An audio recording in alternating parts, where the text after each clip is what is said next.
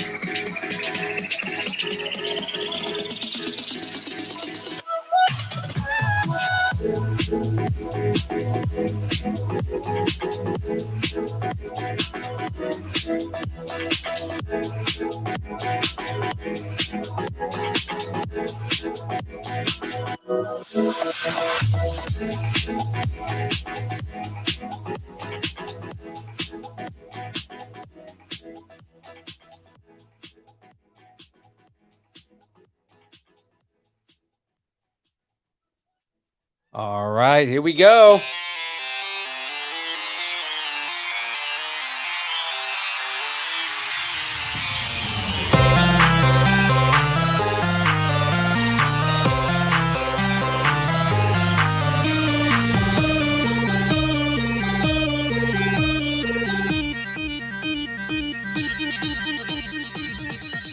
Distance nerding.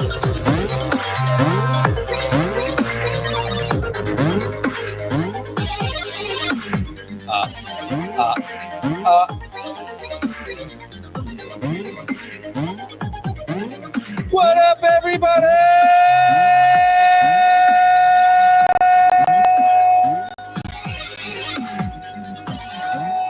Hey! Ladies and gentlemen, you are now watching, that's right, Distance Nerding. I'm Young Phil. He's not John Maz 5000, not Raider Ray, not anyone else. It's your boy Young Phil. I'm the only one here at the moment. And I've got special guests coming and a couple people. Yeah, man, Cam, you're seeing it. I'm about to plug this here in a second, man. But yes, this is it. This is the hat right here. This is the thing everyone has been coveting for the last week. Ladies and gentlemen, before I get into this, I have to, number one, say, no, I am not here by myself. Everybody was running late today, including our guest, which is fine. I got a confirmation on everybody. Jackie's on her way. Ray's on his way. He had to go get some food and everything like that. It's fine. We are okay. You guys get to deal with my weird personality at least for the next, I don't know, 10 to 15 minutes. But I mean, that's not that bad, right? I mean, it could be a bad thing, could be a good thing. I don't know. But either way, let's go ahead and shout out plugs and sponsors and all that kind of stuff. So guys, let's just let's get into it here. Ladies and gentlemen, this stream is powered by Poddex. Poddex, our unique interview question and episode starting prompt in the palm of your hand. So whether you are a new podcaster or an existing broadcaster looking to grow your audience or get engagement, you're going to want to check out poddex.com. Now, guys, go to www.poddex.com. Use the code NERDING10 and you get 10% off your order. Poddex is completely amazing, guys. If you are not familiar with that kind of thing or with what it is. Now, again, we mention on a regular basis that Poddex is good for podcast interviews and things like that. But what it's also good for is just icebreakers in general. God, this camera is so much better than my old one. Look at this. You guys can actually see everything here. And I can say, okay, what do we want to do? Let's ask a question to the audience or to people, anything like that. And you have all these different categories. Let's go with, I'm going to go with techie right here. And a question comes up, right? Here we go. Mac or PC? Ladies and gentlemen, my question, my answer to this is real easy. I'm a Mac. I have an iPhone, but not only that, I mean, Apple Watch. And then, of course, everything I run is on a Mac. I am definitely 100% a Mac user, either way or anything like that. But it's a pretty cool thing. I mean, it's good for like, if you're looking for like icebreakers or you're looking to do, I mean, not just interviews and things like that. You just want to be the life of the party, then do it. Use Poddex. It's awesome. It's very, very cool. What up, Steve Mead? Hello. What up, buddy? Yeah, shout outs to R2D2 and the real droid builders in the building.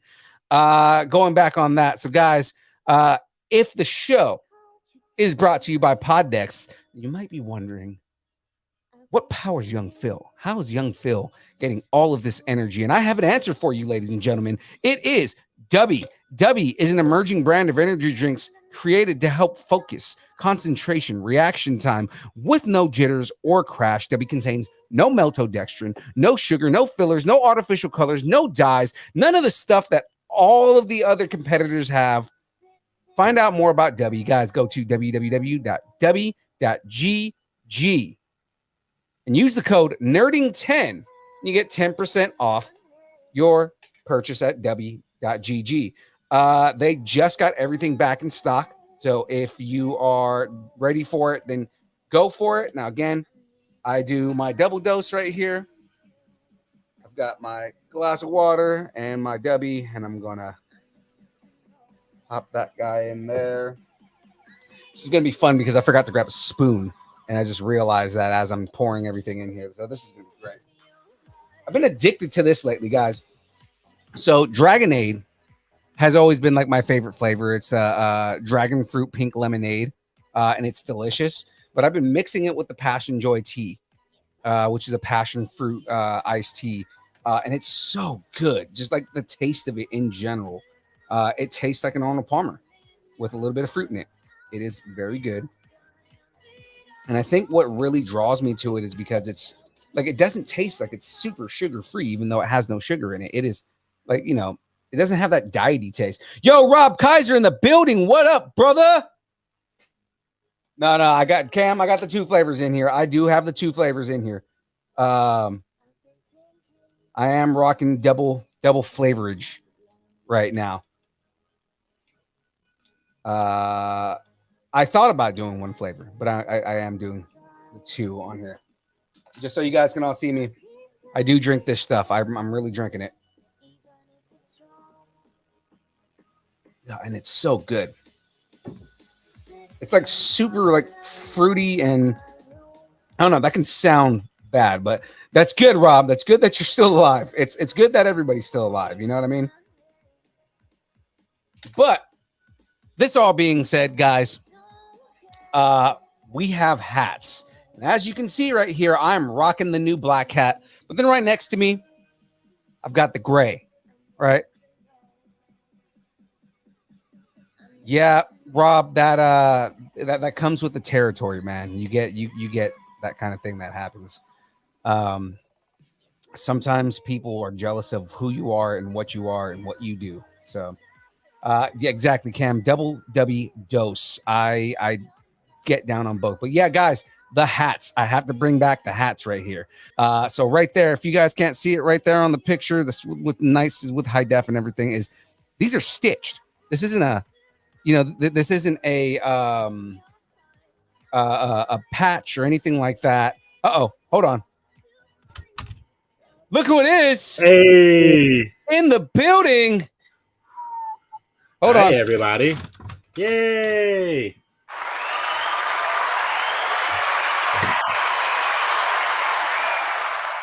What up, everybody? Please continue. I want to hear more about these hats. Oh my God, man. Did you ever meet up with James? Where who's down there? Unfortunately not. No, he was all in on the Disney fun, so I wasn't about to rush him. So, but I believe you guys met up. I think he's gonna stop by tomorrow after work. I mean, while I'm at work, as on his way home. Wednesday, excuse me, Wednesday. Wednesday.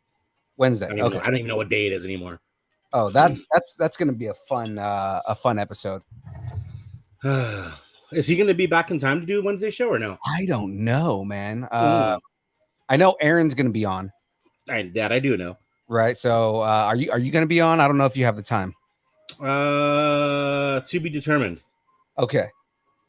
It'll at least be me and Aaron, and that's always fun. Yeah, for sure. I mean, if I do, it won't be for the full show. How about that? I can't commit because of how early I gotta wake up. But yeah, for no worries, man. We're always happy to have you on for any amount of time that you can be on. So, and hopefully, if that's the case, if for nothing else, hopefully I get a hat from James and I'll be able to wear that night. So that'll be dope.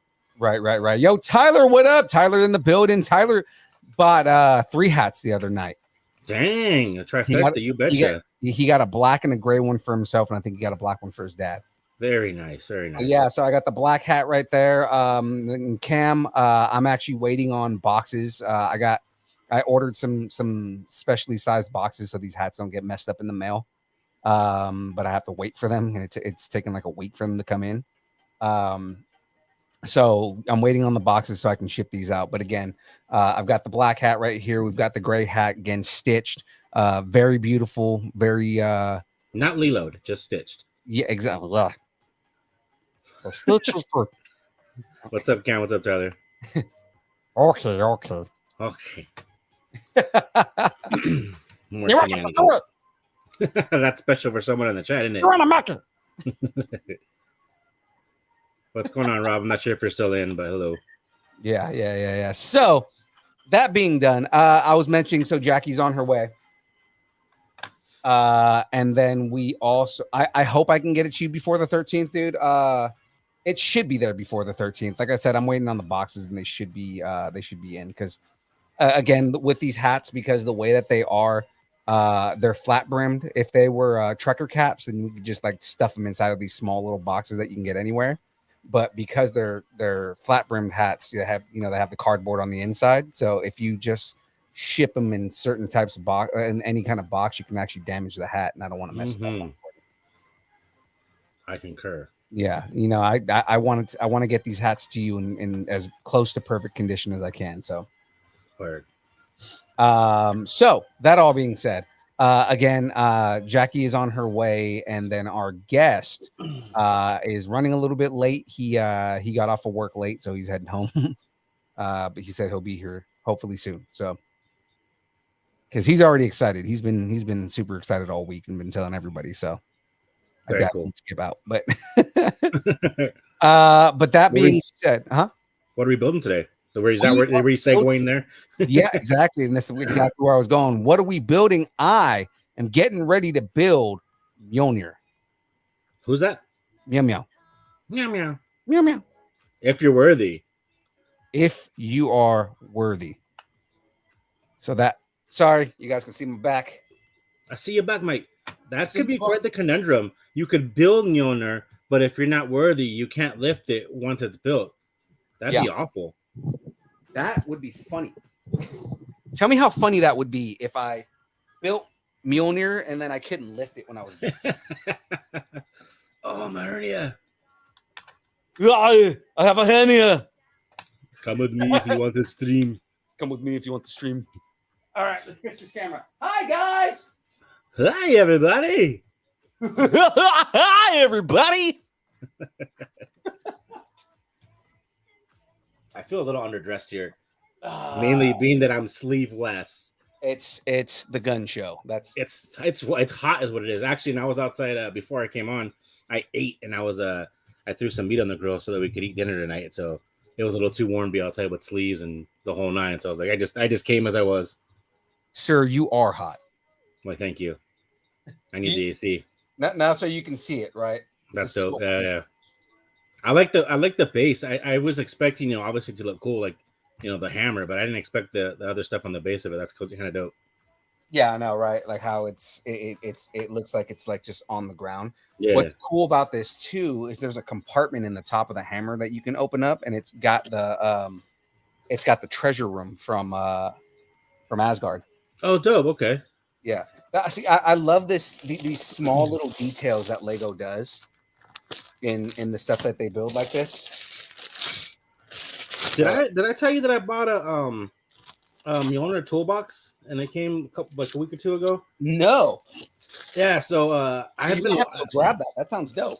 Yeah, I have been in the other room. I'll grab it a little bit, but I'll grab it a minute and I'll probably change. But It's a so it's a full. It's like I don't know. I think it's a 44-piece set, but essentially the handle to Mjolnir is the actual handle from the hammer that's inside, and then everything closes up around it. That's hella dope. So I think it had been on sale for a while, and I think it was like $130 when it first came out. And I just happened to have been, and this wasn't even a drunk purchase, or was it? Anyway, I happened to have been looking it up, and I found it on Walmart for like I think it was like $60 or something like that. I was like, all right, let me just go ahead and buy that because I left all the other tools that I had at the house before we moved over here. So I was like, I need to have like some stuff in here to be able to just like hang pictures and stuff. You know what I mean? Right. So it looks like technically this is only 5 bags, but each of them are 2 bags each. So like, like I'll show you the example right here. This is bag 4, but they're 2 like full bags. Okay. And what was the Batman? How many bags was that? Batman was the like batmobile. 13. Jeez. Okay. Yeah. And that was 2 shows, correct? That was 3 shows to do 3 the shows. Yeah. So you'll get done with this today? I take it. I don't think so. I don't think I'll knock this whole thing out today. Maybe 2 episodes. I'll copy that. Maybe 2 to 3 episodes. So I since I never actually got into this with you. Like when you build these, are there specific instructions per bag? Does it tell you which bag to do first? How does this? Because I'm not indoctrinated to the whole Lego thing. So, yeah. So let me open up the instructions so you can actually see it here. So the way that it works is like you have this instruction manual, right? Okay. You pop it open and it goes bag by bag, right? So you have like bag number 1, bag number 2, bag number 3, right? And it shows you right here, like, what each bag is going to build. Okay. Right. So the whole thing is I go through each bag, which looks like I'm going to be using these 2. All right. I go through each bag and build everything that I need to build. Now, what I do with, since this is a new thing for you, I separate all the pieces first, right? So I go through and I grab all the light pieces because then when I'm looking for a piece, it's easier for me to find it. Oh, just within the certain bag? Right. Okay. So, I'll pop open bag number 1 and then I look for each piece and separate everything. So like, here's all the black squares. Right. Got these white bricks right here. And I just separate everything out because then it's easier for me to find the parts that I need when I'm looking in the instructions. Okay. I've had a couple of people who have mentioned that they've changed the way that they build Lego because of the way that I build Lego. Really? How so? Like a lot of people, what they'll do is they just kind of dump all the pieces and then they just start looking for pieces. Okay. And a lot of people have told us behind the scenes that they've changed the way that they build Lego and kind of almost do it the way I do it now because it's a lot faster when you have all the pieces in the same place. Yeah, okay, that makes sense for sure. Because that's also something that people talk about is like how I can build shit so fast. I mean, I guess kind of the same premise behind like putting together a puzzle, right? You want to put the light colored pieces together before you start putting it together, or doing the edges and all that stuff. So I guess I kind of get that, yeah. Right, because that's also something that I do when I build puzzles is I separate edges and then same. Yeah. It just makes it easier, and the organization makes it easier to build. Are you normally an organized person as it is, or is it just more of an OCD thing while you're building your Legos? Kind of both. Okay. I have some OCD when it comes to the things that I do, but I also suffer from I won't say adult ADHD, but I mean like I will, for me, not for you. I mean for me, because if I do, it's undiagnosed. So it's like okay. like it's one of those things where where there's like a whole bunch of stuff that like I'll leave things on the ground and then it'll stay there, but it'll bother me. Yeah, I got you. You know what I mean? And then I mean, when I finally do clean it up, like it's like, it's like a straight up like effort, and everything has to be like clean and perfect. Oh, dude, trust me, I feel you. I'm the same. I'm very similar. Like I'm not a neat freak by any stretch of the imagination, but once it gets to the point where it's time to clean, like just don't bother me because I'm gonna be there doing the whole thing. I'm the type of person who wants to do everything all right the first time. Right. and not have to come back and actually do. I don't want to half-ass anything, so I'm like, no, just leave me here. And she knows, like, because I'll start obsessing about, like, nope, I got to do this, I got to clean out everything from the closet, and I move everything, and so it becomes a Yeah. whole full day thing. I can't just pick up here and there. It has to be like all or nothing for me. Yeah, she gets mad at me because I almost do the same thing where it's like, you know, like it's more, you know, she'll get mad at me because she'll be like, oh yeah, because you have OCD. All right, whatever. You know, See, and you know, it's more she's making fun of me. yeah. It's like, because it's like, you know, there are people who really have you know, OCD, so you shouldn't say you have OCD. That's true. Yeah, you're right. Yeah, that's very true. Because because that's a real struggle for some people. It is, you know, So, but I mean, like, you know, I guess it's more so obsessive tendencies or OCD tendencies more so than actual having that, you know, diagnosed type of thing. You know what I mean? right.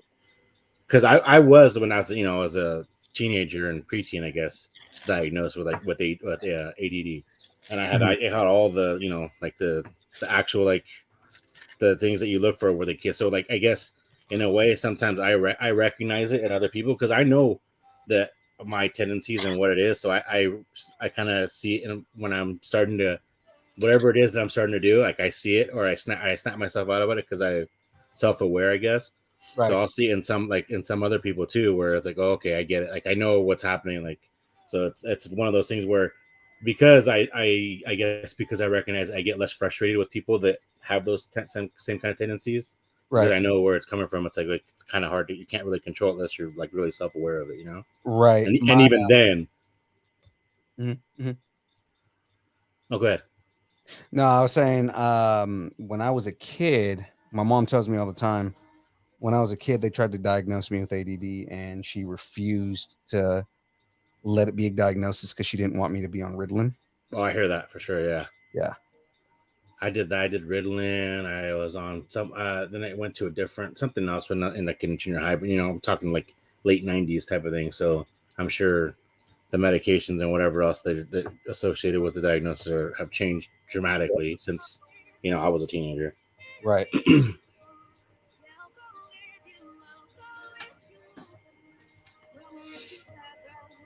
I'm already moving on this thing. It was kind of cool. I mean, I don't know if it was kind of cool, but I mean, it was, I guess, convenient because the doctor's office that my mom worked in at the time when I was younger, it was a doctor that specialized in that type of field. So, like, it was one of those things where it's recognized, and it wasn't just like, oh, everyone has it, or just because you have a lot of energy, everyone's got it. It was like, no, but a lot of the stuff that's like textbook cases. I'm like, all right, well, whatever. And it helped me. Like honestly, I know it made a difference when I was younger. But at the same time, I don't want to be a 40-year-old guy taking ADHD medication either, because like one of the biggest things that got me to stop taking it was my sleep was so awful. Like, if I took my medication too late in the day, like, I couldn't sleep at night. And, you know, as a kid, I don't know what it was, but then coming to find out, well, yeah, because you're taking speed. So everything that's keeping people up, you know what I mean? Like, it's doing what it does to other people, and or to people that take it intentionally for that effect. And I'm like, nah, I'm gonna pass on taking this now. Right. Gotta switch this. I had to switch the headphones over because the wire was it's like under me. So it's gonna smell like you now? Yes. Copy that. Precisely. That's exactly what's happening. I realized tonight. Well, last time we streamed, I realized that my mic or my headphone cable is wonky. Oh yeah. Yeah. So if I touch it, I have to order a new, essentially an aux cable. So it goes from mono to stereo if I touch the cord at all or move it. So it's gonna be a fun night because I'm leaning on it and I feel it changing. I'm like, so, all right, that's where we're at now. Holy crap. Okay, it's having me build something like really big right now. I bet you've said that before, haven't you? Yeah. 4, 6, 8, 10, 12, 14, 16, 18. I'm kind of in the same boat as you, Cam, as far as being, I think, like a grade school thing. Cam in the chat said he'd been diagnosed with ADD since grade school, so like, I feel you. 14, 18. No, yeah, I mean, I get it, you know.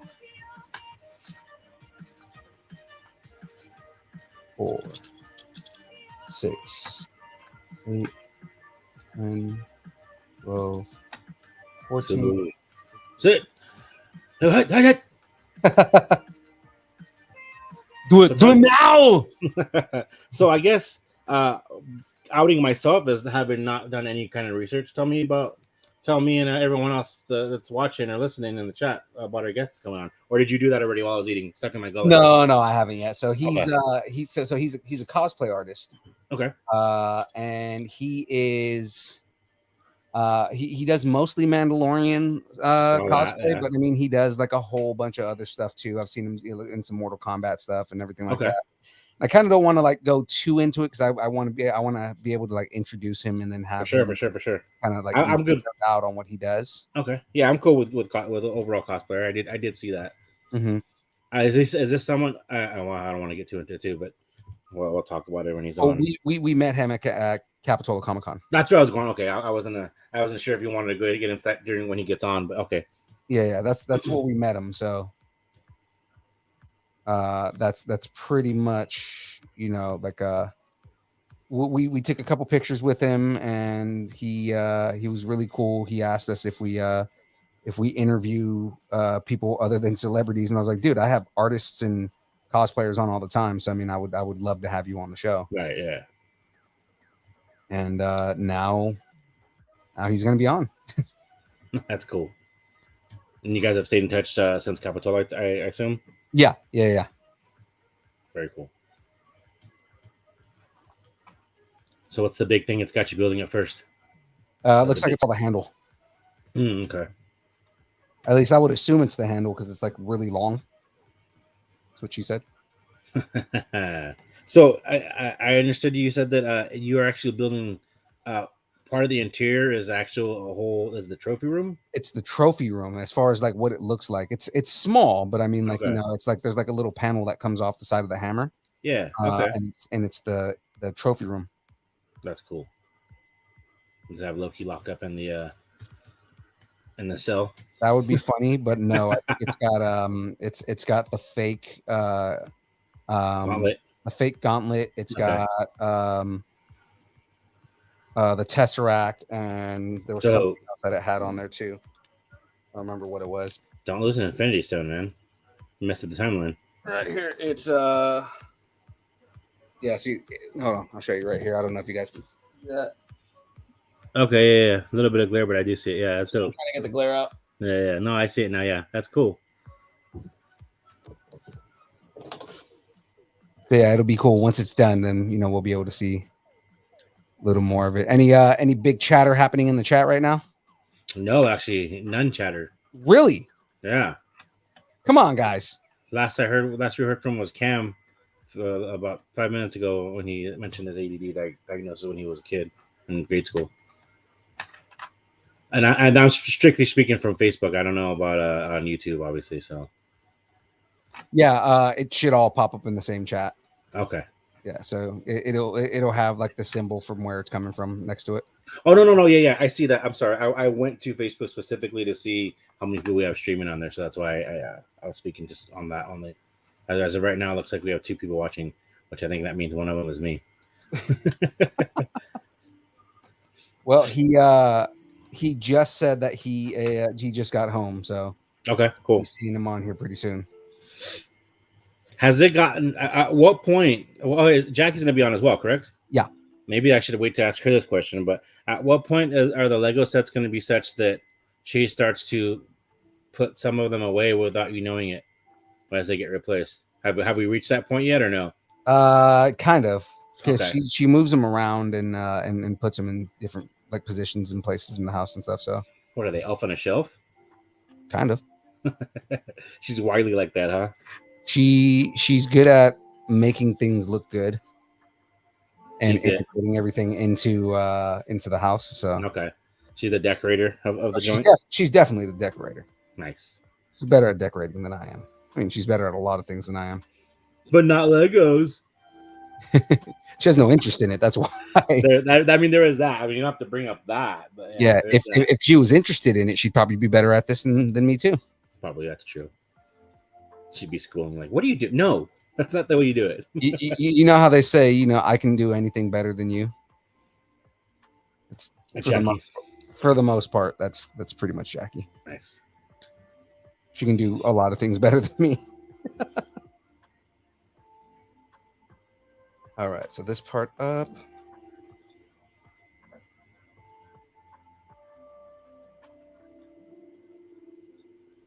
That's all handle, you said, yeah? I'm pretty sure. Okay. Because this piece just looks like the pommel on the bottom, right? Yeah, for sure. Okay.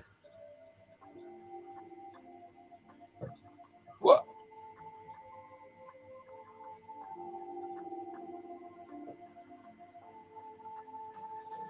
What are we listening to in the background? This song is called Wilderness by Danny Evo and the Potato Fries. And the potato fries? Yep. Nice. The name of the group is Potato Fries. I don't want any other kind of fries, if I'm being honest. Hey, sweet potato fries aren't bad. But they're still potato fries. Almost, kind of. They're sweet potato. Yeah, they're it's yam, man. Yeah, I know. It's a yam. And sweet potato fries are good. Yes, Cam, I did just get this bottle. I got it yesterday at Downtown Disney. What is it? My Pixar, the one that they have for that they're putting out there for Pride month. Oh, okay. It's Incredibles. Well, no, I'm sorry. It's got Pixar characters all on one side, and then it's got the Pixar logo in rainbow color on the other.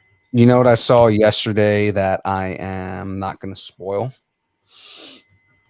But I was wearing? No, I'm saying what I went and saw yesterday. Oh, yeah.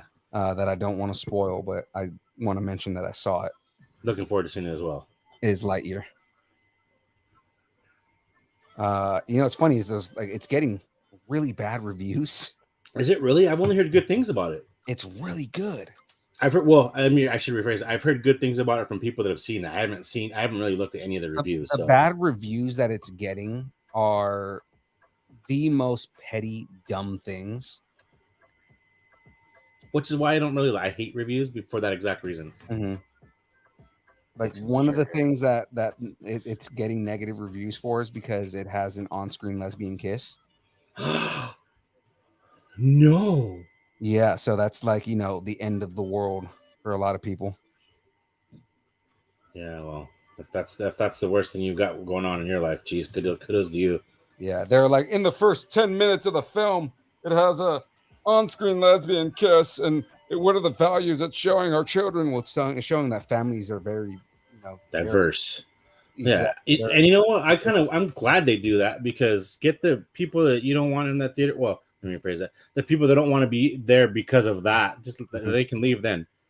Yeah, you know what I mean. Instead of when it gets good in the movie and they clutch their pearls and because the movie itself was really good, man. Like it was the storyline. I mean, there's one choice that I kind of question a little bit, but it's not like it wasn't something that was bad. It was more like I understand the twist in doing what they did. Mm-hmm. Because it makes you like you don't expect what happens. Okay. Yeah, I still fully plan on seeing it. If Downtown Disney had a theater still, we probably would have watched it yesterday, to be honest. Mm-hmm. But they don't anymore, so that couldn't happen. Yeah, like I said, for me, it was just kind of that one thing. Mm-hmm. Because it throws off some of the narrative from the movies from before. Okay, and I assume that one thing is a bit of a spoiler. It's very much a spoiler. Copy that. Okay. Like it's good. It's a good twist. You don't expect it coming. Is the twist that it's an Andy's playset and he's playing the whole time? I wish that were it. That would be cool. it's all a video game and that Andy's playing. That'd be great. That would be funny. Is if like the whole thing was just a video game that Andy was playing. Uh-huh. And then they could just put Ryan Reynolds in there as NPC.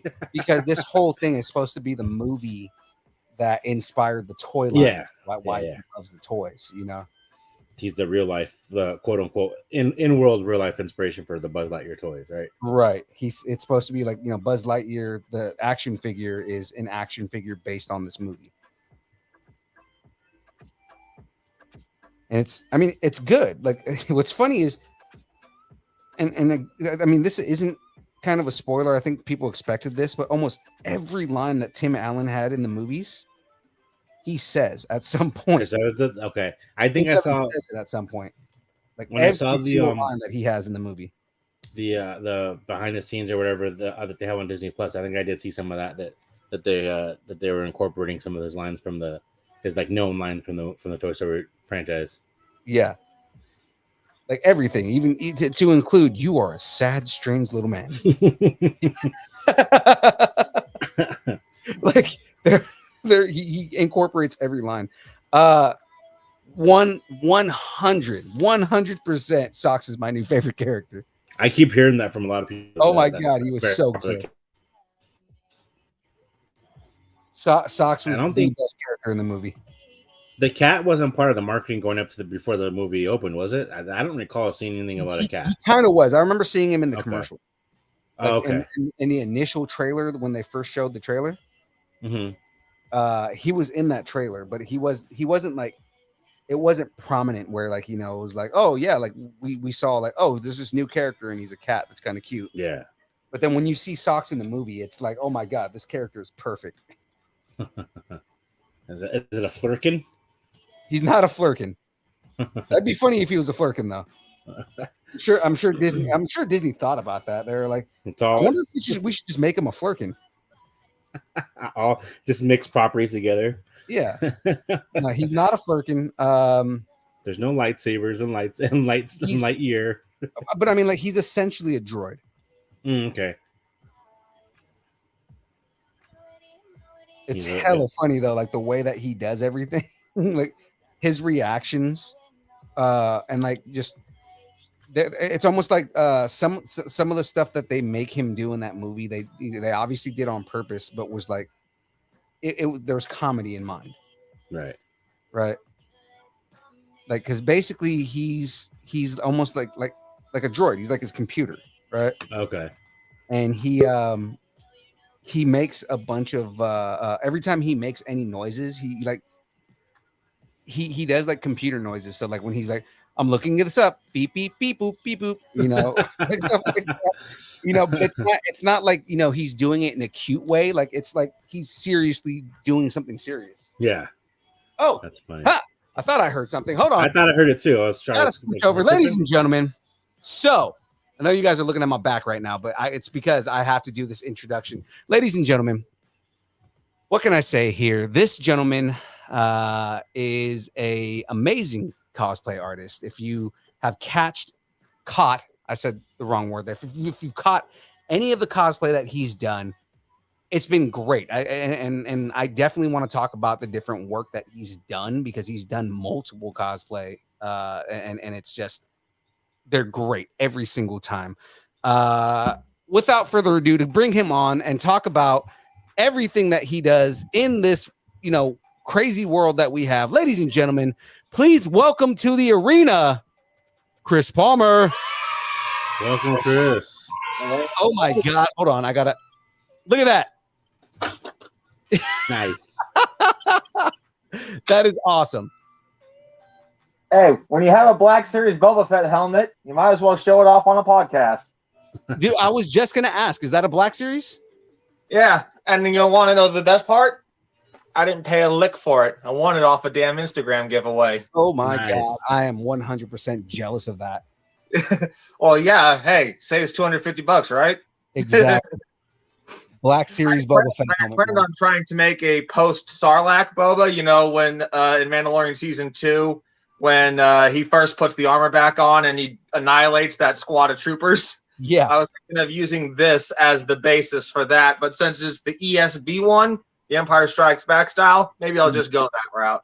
Yeah, because I mean, basically, you'd have to do like all the acid work and everything on the helmet. Yeah, I mean, it already looks, as you can see, it already has like the normal wear and tear weathering on it. But I was looking a little closer at the Mandalorian Season 2 post Sarlacc, as most people call it, and it is much more extensively weathered and acid washed, and I just don't have the time to do that. So, nor the skill. So there's that. Is there a third one? There is a third one here. What the heck? Yeah. But yes, How are you doing, man? Just got off of work. Literally just sat down not 10 minutes ago. Well, I'm Ray, so it's nice to meet you, man. Nice to meet you too, sir. Hey, what was your name? Ray. Ray. It's on there as Raider Ray, but yeah, Ray. Okay. I thought you said Raven Church, so I'm like, wait, what? That's my buddy. So how long have you been cosplaying? Only about a year. I literally started about May of last year. I was like, I came into a little bit extra cash, and I'm like, you know what? I've been wanting to do cosplay type stuff. So why don't I get started on my journey now? Okay. No way, man. So you haven't been doing this for a long time. Started a little bit late in life, but hey, better late than never, right? Very cool. Hey, whenever you get started, you know? I mean, I'm with you on that because I just started getting into cosplay recently. So I mean, like, you know, like Phil, you cosplay? No, I don't know what you're talking about at all. Well, I've only been doing it for a year, but in that year's time, I have done gobs of research and made connections with like multiple cosplay creation shops, stuff for like Mandalorian armor, Mandalorian blasters, Mandalorian helmets, holsters, flight suits, you name it. I probably know somebody that can do it. Nice. So what's in the stable of cosplay so far? Okay, so right now, and I'll be honest, I'm not a creator yet. I have not made any of my own cosplays. My very first one was a Sith Acolyte OC that I made, that I put together. It was an Amazon cosplay throw together. Basically, I bought some airsoft armor, a creepy Sith style airsoft mask. You know, I went to a medieval clothing website, found a nice, cool hooded cape to be my Sith cloak, and I just kind of threw it all together, got a lightsaber, and said, "I am Sith." And it works. It does. It works. And that's an original. And actually, the lightsaber is where I put way too much of my money. I probably have like 9 of them right now. Wow. Well, 9 of them? That's cool. Yes. Yeah, so like I was mentioning, so that was an original character. Yeah, I even created a whole backstory for him, and Nice.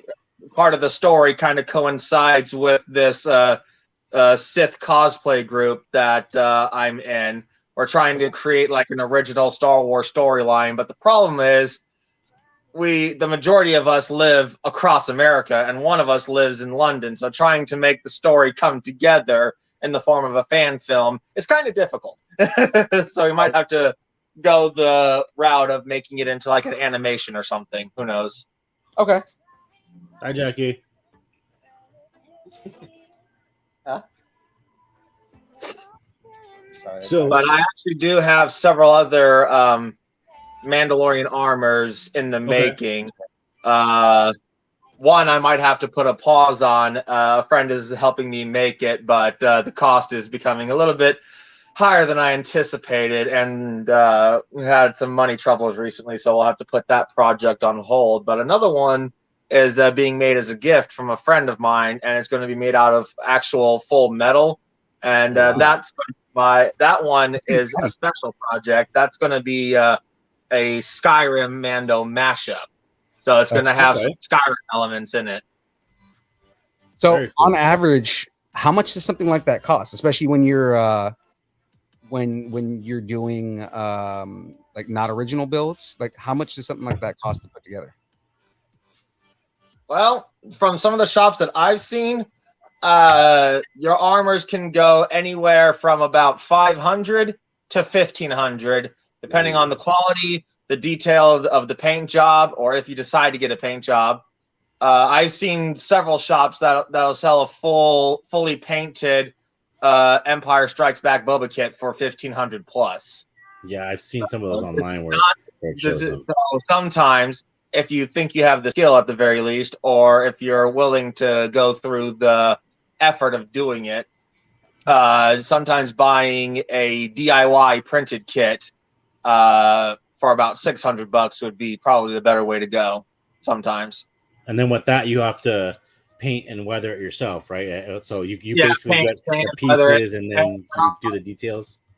Yeah, and that's kind of what my plan is that I don't want to be reliant on buying from shops and having to give them my measurements every time I want to buy an armor, because some people will make it out of foam, some people will print it off of a 3D printer, other people will punch it out of some material called Sintra, which is basically like a PVC plastic sheet.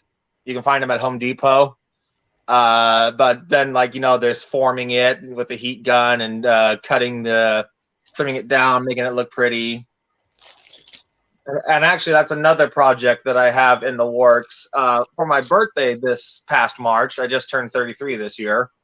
A friend of mine gave me a full set of Jango Fett armor that he made out of the Sintra material that I have mentioned. But I decided to use the leg plates for the commission build that I have going on, which is a Maul style, a Mandalorian, if you know what a Mandalorian is. You know the Darth Maul Mandos, all the red guys with some of them have horns on their helmets and whatnot. Yeah, they were sacked off of the Death Troopers, right? Or not Death Troopers, I'm sorry, Death Watch. Yeah, the in the cosplay community, they're called Mandalorians. Well, my armor is going to look like one of those guys, the commission build that I have going on. Nice. But what I'm going to do with the rest of the pieces that I have left over is I'm going to make another original character, Jango II.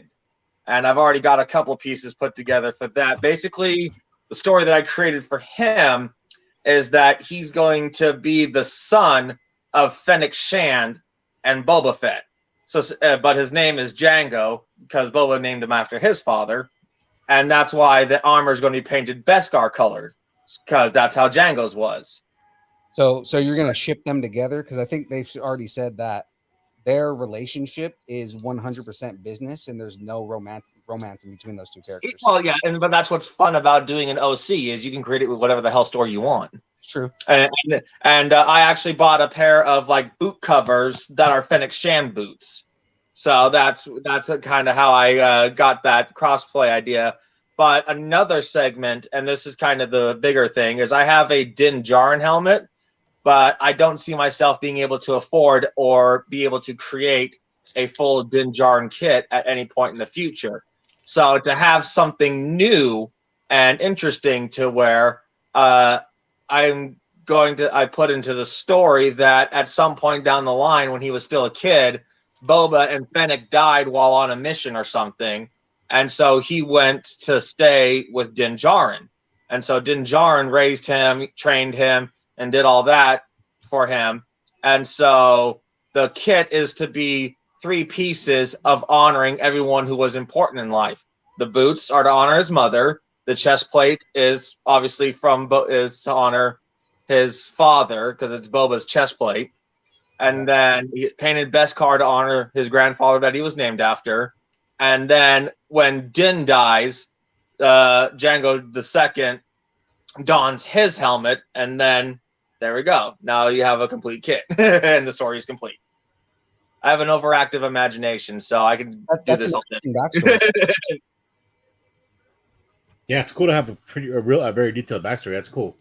Oh yeah. I mean, it's like playing D&D. You have like I'm good at making backstories that I've even had people ask me for help to make backstories for their characters. That's how bad it is.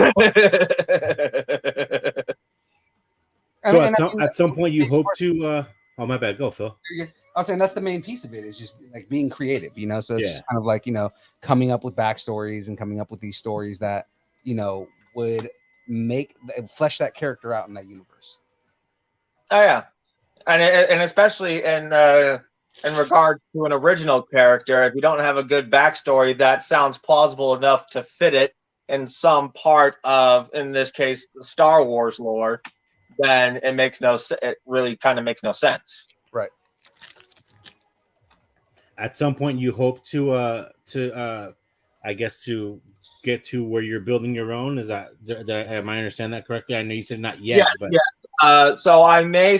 So since it's usually a little bit cheaper and easier to manipulate, I may either start off as a foam crafter or maybe that PVC board that I was talking about, because both materials are easy to cut shapes out of and can easily be molded with a heat gun. And the only thing that makes me worried about the PVC board is that if I don't buy the right thickness, it is very susceptible to snapping if I put too much pressure on it. Whereas the foam might not have that issue. It just might get a little crinkled or dented. But then when you make that mistake, you can just call it battle damage. right. And so I may start with foam crafting because it has the potential to be more versatile.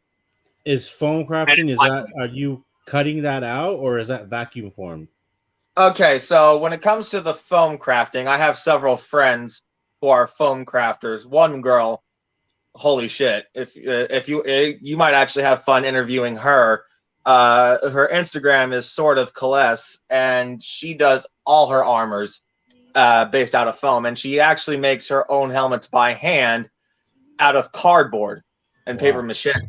Yeah, she does a whole long process making these helmets out of cardboard, but she has to like plaster it and sand it like a bazillion times, paint it up. But the end result, you'd think it came straight out of it looks as good as this. Let's just say that. She can make it look as good as this thing, and it's made from cardboard. And I'm just like, I do not possess this skill. Well, I'm sure it's something, you have to work to. It's a lot of trial and error for sure. Yeah, and that's another reason why I figure starting on as a foam crafter would be a good place to start, because if I screw up, I'm out $10, maybe $10 to $20 on a sheet of foam. Who cares? So I was gonna say that's a lot of love for the craft. Oh yeah, that goes into that. Mm-hmm. And that's kind of the thing that's been keeping me as a cosplay buyer this last year, is that I do have love for the craft now, but I'm just afraid of the inevitability that I will screw up, that I will make a mistake, that I will break something, shave something, cut something in just the wrong way. It's that fear of failure is really a crutch, right? But knowing that I am so new, of course I'm going to screw up. Of course I'm going to make a mistake. That it's inevitable. It's like I'll either shave something too small or maybe make something too large. Who knows? That's why I'm glad I've made so many friends across this community, is that if I need help, I'll just be like, hey, I don't know if I'm shaving this right. Can you help me, please? Well, yeah, and I'm sure you can find anyone that's a craft person, like whether it be, if it's like carpentry or like you said with foam or the PVC, like I'm sure you'd find that not one of them, was perfect when they first started out, and that trial and error and learning from the experiences, I won't even say mistakes, but the experiences of what did work and what didn't work is what makes someone that can make helmets like that. Their skills just kind of grow from that, and it's that whole, if you don't try, you can't get better type of thing. So I mean, I commend you for even just being willing to commit yourself to do that, And you know what? That actually reminds me. I don't know if it was who it was, but I saw this video on Instagram a while ago. I don't know if he was a comedian or just a spokesperson of some kind, but he said a thing. He's like, practice makes what? And everyone says perfect, because that's the terminology we're grown up with. We're told to practice makes perfect. And he said, no, dismantle that belief system right now. He says, practice makes improvement. You can always better your best. The more you practice, the better you get. So whatever was your best today, tomorrow, if you keep practicing, it could become better. And I'm just like, damn, he ain't wrong. Absolutely. That's some deep thinking shit that most people don't stop to think about. Right. For sure. So yeah, that was definitely a nice piece of motivational speech right there. And so, do you ever aspire to do anything other than Star Wars based stuff? Actually, yes. Okay, so I grew up on Star Wars. I was born in '89, so my first in theater Star Wars movie that I saw was Phantom Menace. But when I was still like 4 or 5, my mom had all the original trilogy on VHS. So before we even went and saw Phantom Menace, I had watched all of the original trilogy, and thus the infection began. And then growing up during the prequel trilogy, I got infected even more. At the time, it was very controversial, but now that we're seeing all this new stuff, we're like, wow, prequels were the shit. And honestly, to this day, I still believe. Oh, what? I've always defended the prequels, man, because like it's for all the wrong that they did in the prequels. Like there are a lot of things so much right too. Yeah. Yeah, I'll say I can't say that I always defended the prequels, but rewatching them, the stuff that I was critical about of them really isn't that big of a deal. I think it was more so because it was so fresh, and I think and I talked about this before, is you go in with expectations for something and then it doesn't meet that, so all of a sudden now it's not that it's standing on its own. Now it's trash because I expected it to be X and it's not. So but knowing what I know now and going into it's like, okay, it was they're good on their own, you know what I mean? Mm-hmm.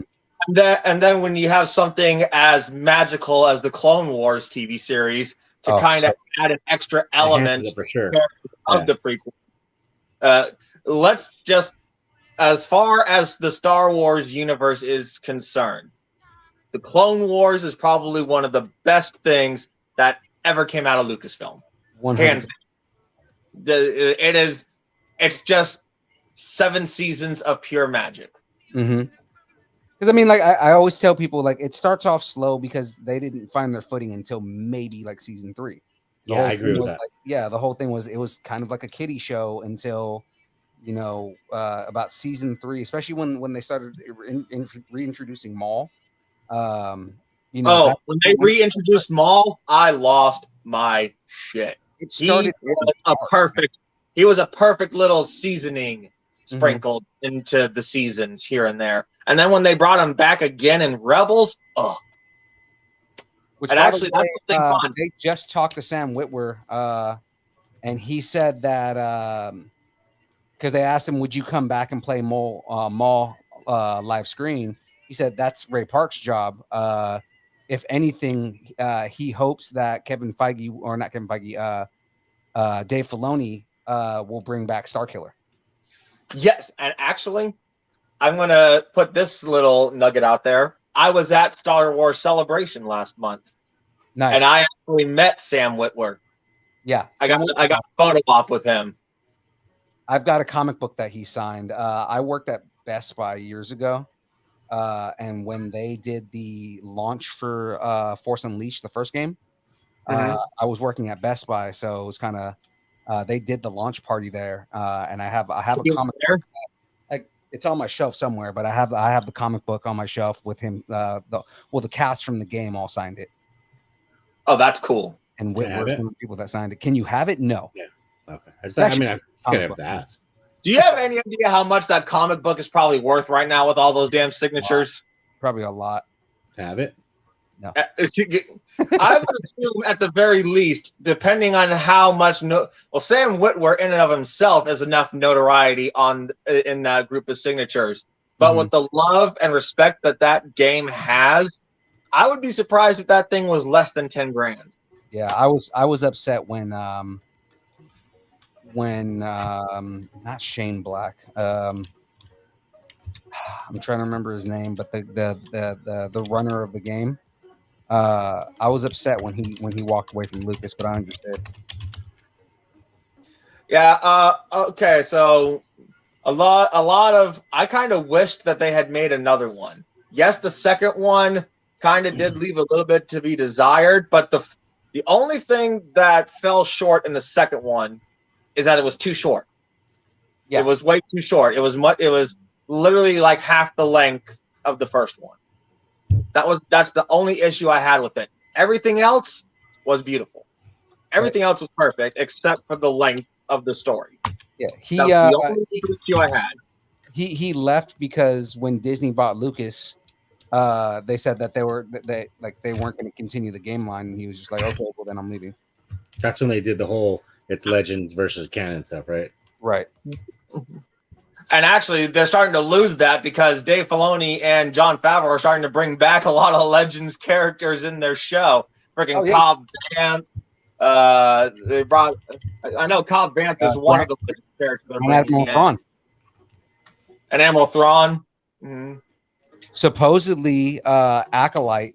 We talked about the rumor on the show last Wednesday. But supposedly in Acolyte, they might be officially bringing Revan, Malik, and Darth Nihilus back. Okay, now see, that's the thing, is that what timeline is Acolyte supposed to be based in?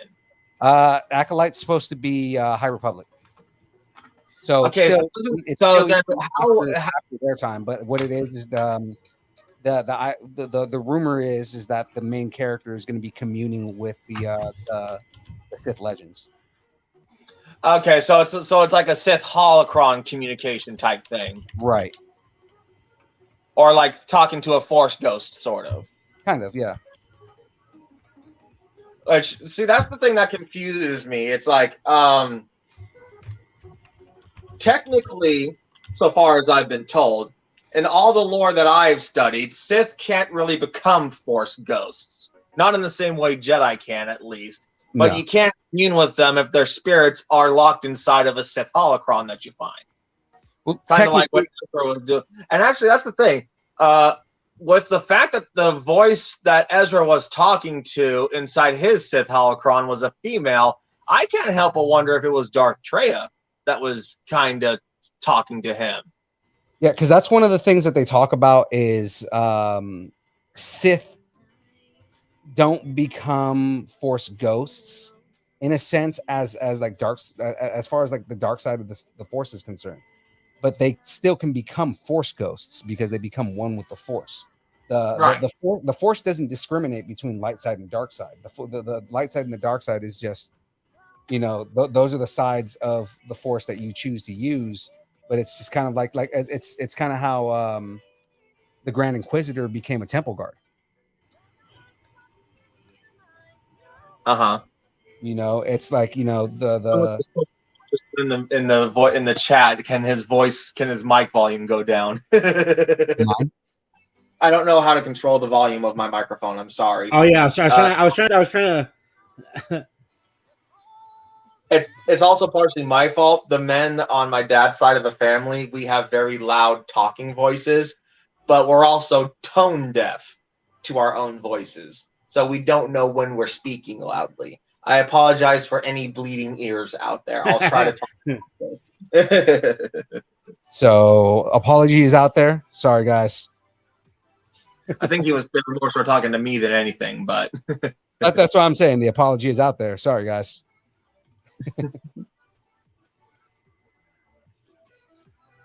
But I'm kind of this is I honestly would love to see something like Old Republic, just like a full-fledged either show or movie saga about the Old Republic. That would be dope. I would be down with that. A lot of posts out there. People are begging, like literally begging hand and knee for Keanu Reeves to play Revan. Oh yeah, Keanu Reeves would be an amazing Revan. He would destroy it as Revan. Like if he brought the same energy to Revan that he brought to John Wick or Neo, crushed. Yeah, he's got it. And honestly, it's like when I think of Revan's face now, all I can think of is Keanu Reeves, because it just looks right, Yeah, I agree. He just has the right look for a person like Revan. I agree. I think he would kill. I honestly think he could pull off the kind of emotional complexity of going from light side to dark. Right. They I'm switching angles a little bit. My phone's kind of dying, so I got to put it on the charger. All good. They just announced last week that they're damn it, Knights of the Old Republic, because remember they're doing the remake for Knights of the Old Republic right now. Oh yeah, for PS5, I cannot. They just announced that it's no longer going to be a PlayStation exclusive. Oh really? Yeah, that it's coming out on PlayStation first, but then I think they said like 2 months later it's going to come out on all the other consoles. Well, that'll only serve to make them a shit ton more money. Yeah, I'm happy with that because that I was kind of upset about it because it was like, okay, well, I don't get to play one of my favorite games in a remastered form because I'm an Xbox player. Like, kind of messed up. You guys want to see one of my toys? One of your what?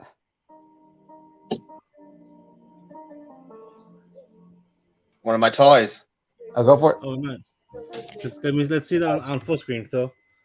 Let's Oh, we're gonna see his back again.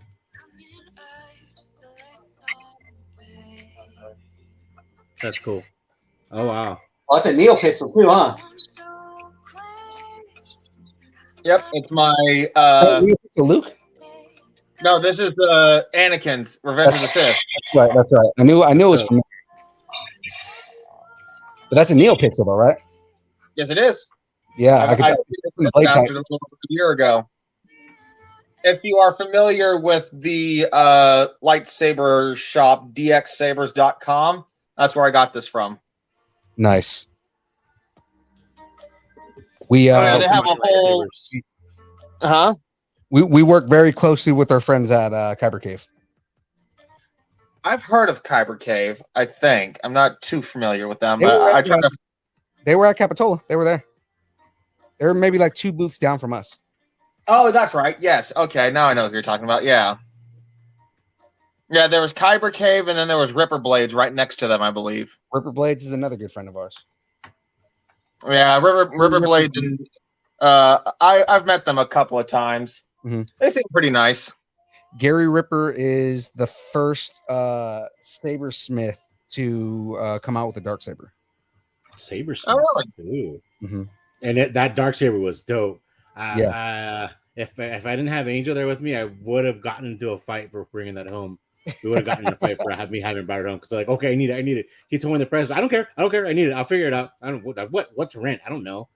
I'll figure it out. That thing was dope, man. I wanted it so bad. I did that thing where I looked back and I think I involuntarily had that sad puppy look, and I'm like, this would look really cool. And in my head, I'm like, where? And I think I answered it out loud. I said, I don't know, but it would look really cool in the house. Yeah, because Gary made the darksaber when Clone Wars came out.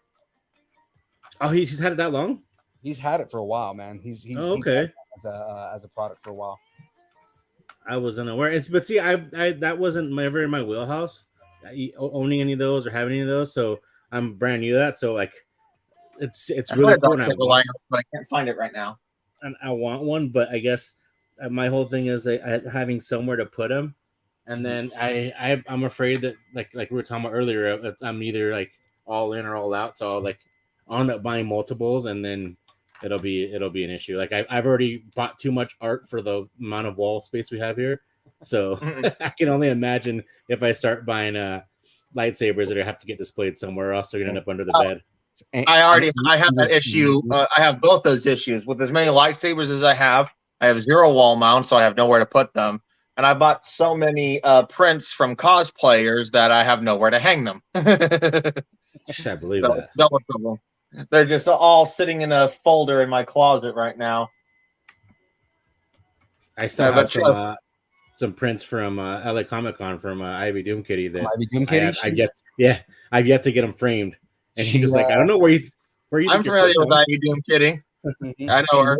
She never messaged me back, man. Oh no, that sucks. And then I talked to her on Instagram, and she was like, "Yeah, no, shoot me another email," and I did. And she sent me back. It's like, I'm trying to have you on the show. We'll have to go back to LA Comic Con this year. Are you making a Lego baton of the First Order Stormtrooper baton? No, this is Mjolnir. That's not a knife. That's not an off. That's not a hammer. This is a hammer. This is an off. I actually saw the new Thor trailer recently where he's like, Mjolnir, you came back to me. And then Jane said, nope, and shoved it back to her. He's like, Jane? Which I'm not sure if I like his new helmet design. It's a little too you see, that's the thing. That's the whole big thing with Taika Waititi is he does a lot of stuff from the comics, and he leans heavy on the Jack Kirby stuff. Okay. So I'm just saying it's very wild and out there. Oh, yeah, that's what I'm saying. Like it's very much a Jack Kirby design. That helmet that he wears, that he's wearing in the trailer, like it's a very faithful Jack Kirby design. That's cool. Mm-hmm. I feel we need to start doing in the distance learning post. Maybe have a side chat. Because like for you, for instance, you're so into the comics that you could reference what a lot of that stuff is. Right. I mean, I know that it would require more research and time dedicated to it than probably the household would want, but like that'd be pretty cool to be able to, especially for someone that maybe that has like the Marvel Unlimited, they can check them out, or at least they can reference the art. We can reference artwork, and I'm sure we can, as a collective, we can do that in the group. But that way, people can see that, because I know not everyone is into the comic book, so it'd be cool to have those reference or frame of reference for it when they actually see the movie. Right. Yeah, and I mean that's kind of part of what we were trying to do, like early on in the show. Yeah. Was I could make those references to comic books, and people could be like, "Oh yeah, I should go check out this comic and this comic," that kind of thing. Yeah. Yeah, we go. I'll hop on getting back to that. I'm very much like that too, only with movies and TV shows. Mm-hmm. I was not I didn't really get too full force into comics and the actual books growing up. I the type of mentality I have, I prefer visual appreciation. I hear that. I like think movies, there's a certain point I'm kind of glad that I don't have I would like to know the references from the comic books, but I guess the fact that I don't for some of that stuff is kind of cool, because then it enhances the experience after the fact, like when I'm seeing it again. Like, so most of the movies I'll go watch like the YouTube videos, all the Easter eggs, and it's like 740 Easter eggs that you missed in the first 2 minutes of the movie or whatever. So like I like watching. Okay, now when I go, I'm gonna look for that. Yeah, because like a lot of the stuff that I would do. Yeah, a lot of the stuff that I would do was more so, here are the things that you need to know going into this movie, right? Like, here's why it matters to know this character. Here's why it's exciting to see this character in the trailer. Here's why we don't kind of like when Black Satan was introduced in Book of Boba Fett. People are really like, "Who's that guy?" And the YouTube channel, here's why this guy is awesome to see. No, that's exactly it. Like, you're saying, like, "Oh my God, we just saw Cobb Vanth." Like, why is that a big deal? Well, because he's a character that he was a fan favorite character from Legends that got made canon. So I mean, like, that's a big deal for a lot of people. Yeah, I was just happy to say Raylan Givens. So while we are talking about the Book of Boba Fett and stuff like that, and Cobb Vanth in general, Timothy Oliphant, yes, beautiful casting. That man was perfect. That was spot on casting. I don't think they could have casted better for Cobb Vanth.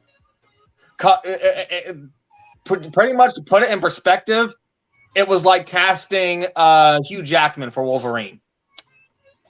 Which I still, as much as I like Hugh Jackman, he's too tall. True.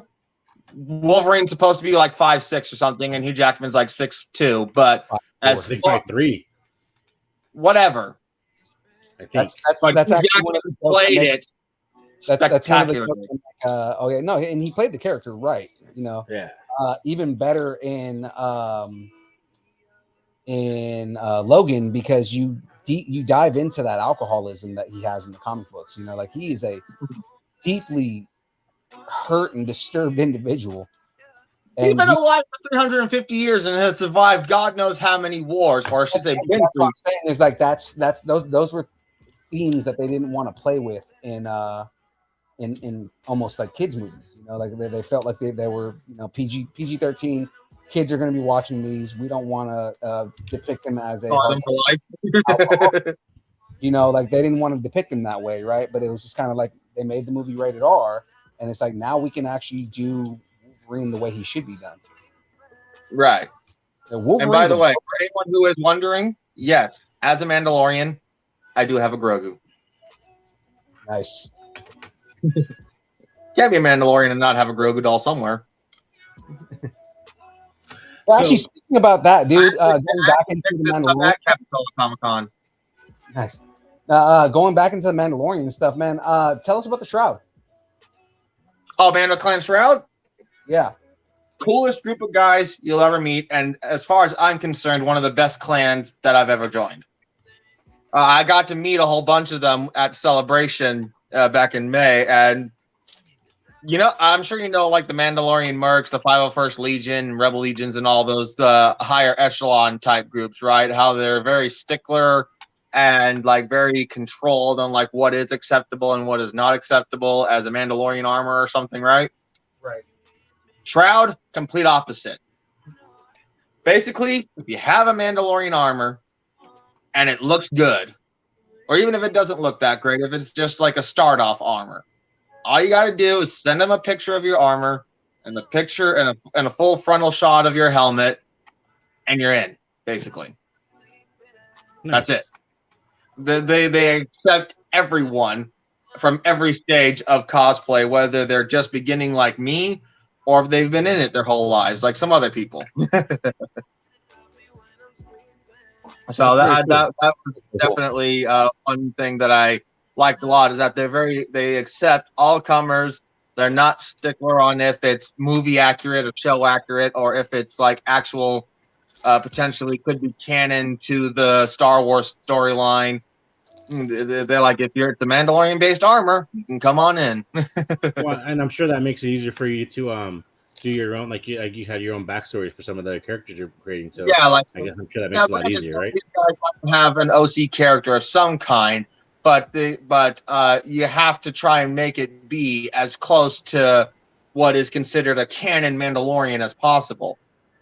But which kind of sucks, because I've got plenty of friends out there with armors as good, if not better, than some of the Mandalorian Merc armors I've seen. But because of their design element, or maybe one piece of a flight suit that just that little bit out of regulation, it won't be accepted because it's not correct. Like it has to be like, and I'm like straight film grade.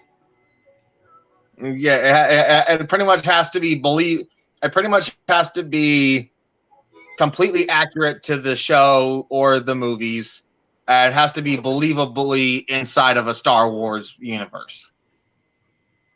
So, yeah, like I said, those guys are a little out there. I mean, at the same time, the dudes who are like getting on the show and things like that, like a lot of people from the 501st, to include a friend of ours, Albie Madrigal. Shout out to Albie. Pats. I actually did hear about that. That for the end of Mandalorian season, they needed a lot more stormtroopers than they had costumes for. So they called up the LA 501st Legion and said, "Hey, can you spare us like 30 stormtroopers or something?" And I bet the phone call in and of itself was fun enough. And I can only imagine how the guys just totally shit bricks and was like, "Oh yeah."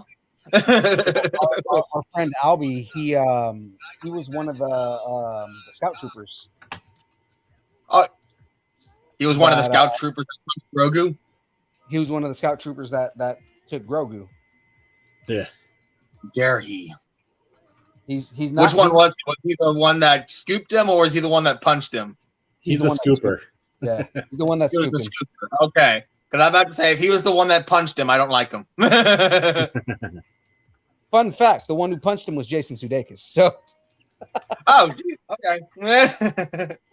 But even so, it's like that in and of itself, the fact that so many people in the 501st were asked to be on The Mandalorian, that in and of itself is an affirmation of the quality of work you've done on your kit, that it's good enough to be in a actual Star Wars show.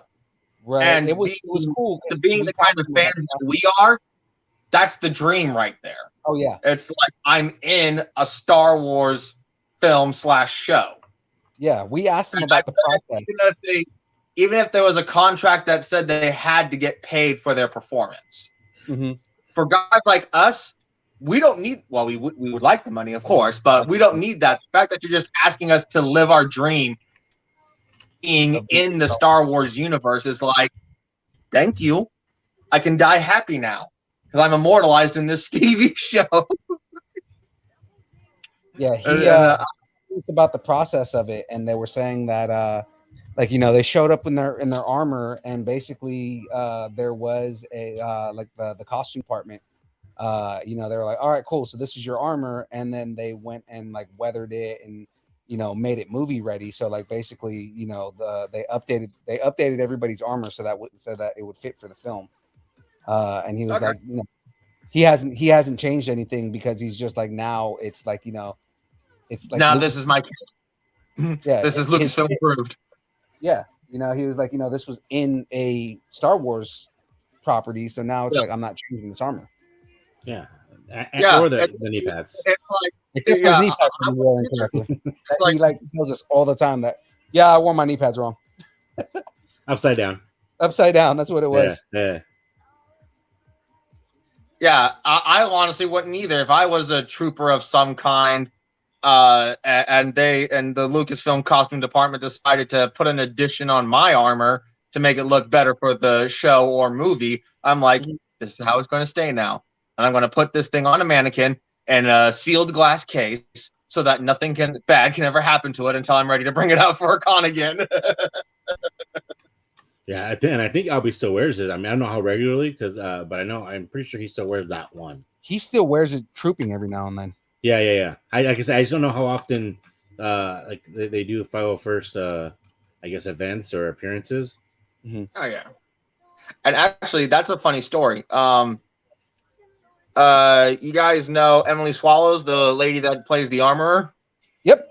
I actually had a fun, and I met her around the same time as I met Phil here I met her at Capitola.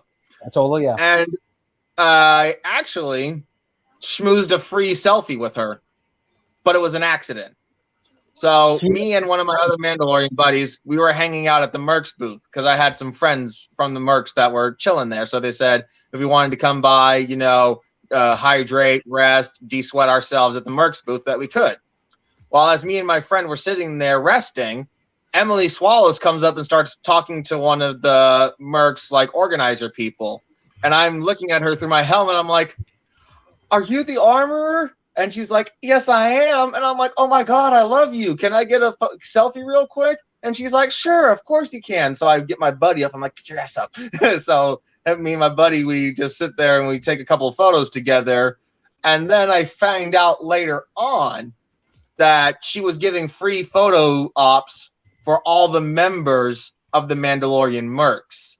Nice.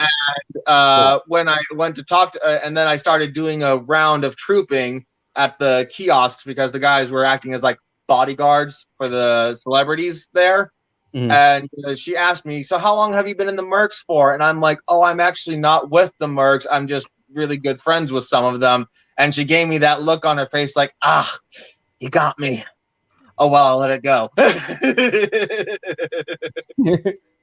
And she had that shit look on her face, and I'm like, oh, shit. She probably looked at you and was like, you are no longer a Mandalorian. You remove your mask. For that question, I'm like, how could you do my boy Din like that? He just took it off for Grogu. He loves Grogu so much. You gotta let him go. It doesn't matter. Like, I'm sorry, he broke the rules. Death Watch, that's the way it works. Well, my Mandalorian is a Death Watch, but I sided with Bo-Katan. My Death Watch Mandalorian sided with Bo-Katan instead of Darth Maul. Ooh, you sided with Bo-Katan Kreese? Of You course. are a traitor, sir. No. Well, okay, so I do have a backstory for my Death Watch Mandalorian. So his name is Tar Vizsla. Yes, just like the other guy, he's Tar Vizsla the second. So, and he is the cousin of Pre Vizsla. But when he lost the fight to Maul, he got angry, and he didn't want to serve the man that killed his cousin. So he went with Bo-Katan. I'm angry. Exactly. And that's why he actually does have a Darksaber, but the Darksaber I sold to a friend a while back, but I just have been too broke to mail it to her. So, and she lives like a whole 3 hours away from me. So I just either I have to find a way to mail it to her, or we meet up at some point in time and I just hand it off. But she actually gets to have a new fun backstory with that Darksaber because I took it with me to Star Wars Celebration. When I was walking around the booths on Saturday, I was checking out a booth for this new LG TV technology, and I hit someone in the leg with it. And I turned around and go, "Oh my God, I'm so sorry." And I turn around, fucking Sam Witwer's the one I hit in the leg with my Darksaber because I had it hanging in my belt like a samurai sword because it's too heavy to lug around all the damn place. And I just go smack, and I look around. I'm like, "I'm so sorry." I just hit Darth Maul and hit Starkiller in the fucking leg, so of course I'm freaking out. But he talked to me. He was really cool about it. He allowed me to geek out on him for a minute because this is a guy that I've been following. I've been watching since he was on Smallville. So I've been following this guy for the better part of like 18 years. Let's just say I'm aware of him. Right. And you know what's funny? I've heard you talk about the game that he's on, Phil, and I've never played it myself. Either one of them. So I guess there's two of them, right? Yes. So I've never played either one of them, and then I happened to log into my PlayStation today, my PS5, and there's an option. I'm sure you're aware that they have the PlayStation Plus Extra, whatever the hell it is, where you can play PlayStation Plus games. Yeah. So I think I have whatever the highest tier is, and it allows you to cloud stream video games as well as download them to your system. Well, two of the games that are on there are those the ones with the Starkiller. I don't even remember the names, but I saw the character. I was like, oh shoot, those are the ones he's talking about. So I'm actually gonna get into checking them out. You should play, at the very least, you should play the first one because it's great. Yeah. I'm gonna check it out for sure. Not just that, but if you have the downloadable content that you can get on that, the downloadable content. Yeah, if you can play the downloadable content, the whole thing is if the idea is if Starkiller defeated Darth Vader and became the apprentice. And I remember you talking to. You get to play through the original movie storyline as that character, and everything plays out completely different. When we were in Coca-Cola, I remember you were talking to his shop name escapes me. The guy that had the lamps, the custom lamps, the Funkos on them, and he had some other Star Wars stuff on there. I remember you were telling him that story, and it was all new to me because I'd never played it. So yeah, it's a trip because he basically kills everybody. Oh yeah, and he turns in the end because the entire storyline ends in Empire Strikes Back at the very beginning on Hoth. He catches everybody on Hoth, and then he turns Luke to the dark side. To the dark side, and Luke becomes his apprentice. And then pretty much Luke, in order to prove himself, has to kill everybody. So it's messed up, dude.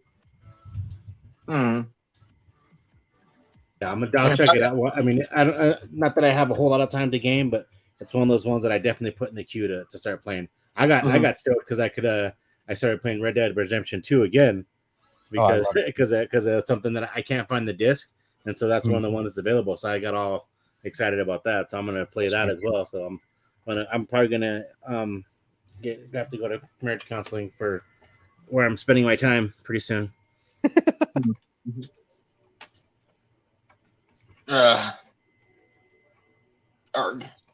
So are you any I know you have your own your custom or your backstory characters. Are you into like do you make backstories for any other co-cosplayers story or characters or?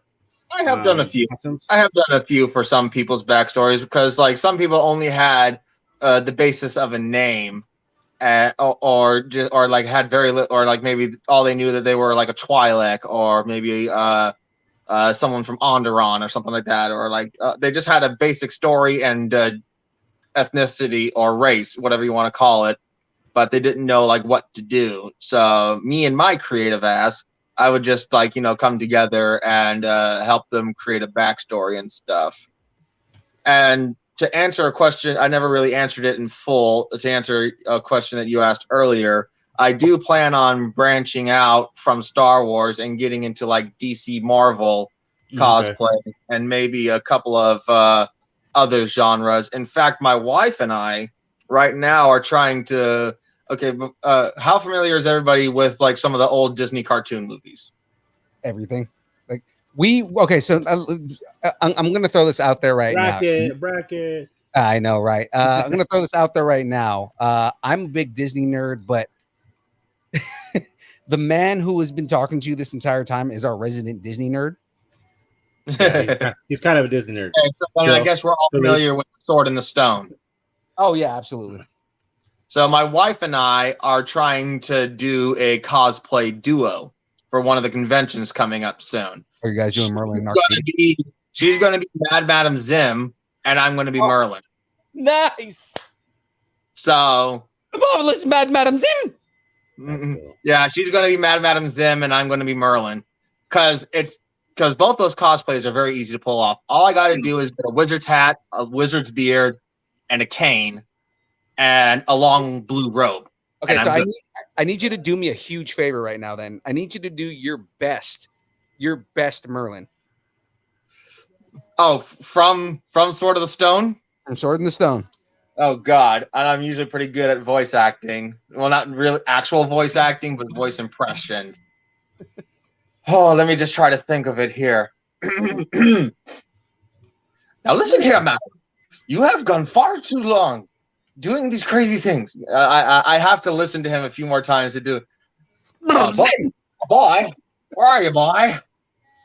Oh, there he is. He's gone. He's getting eaten by the pike again.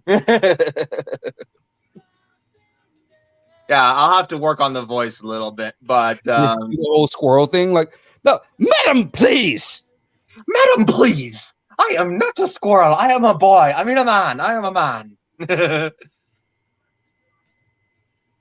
How you coming on Mjollnir?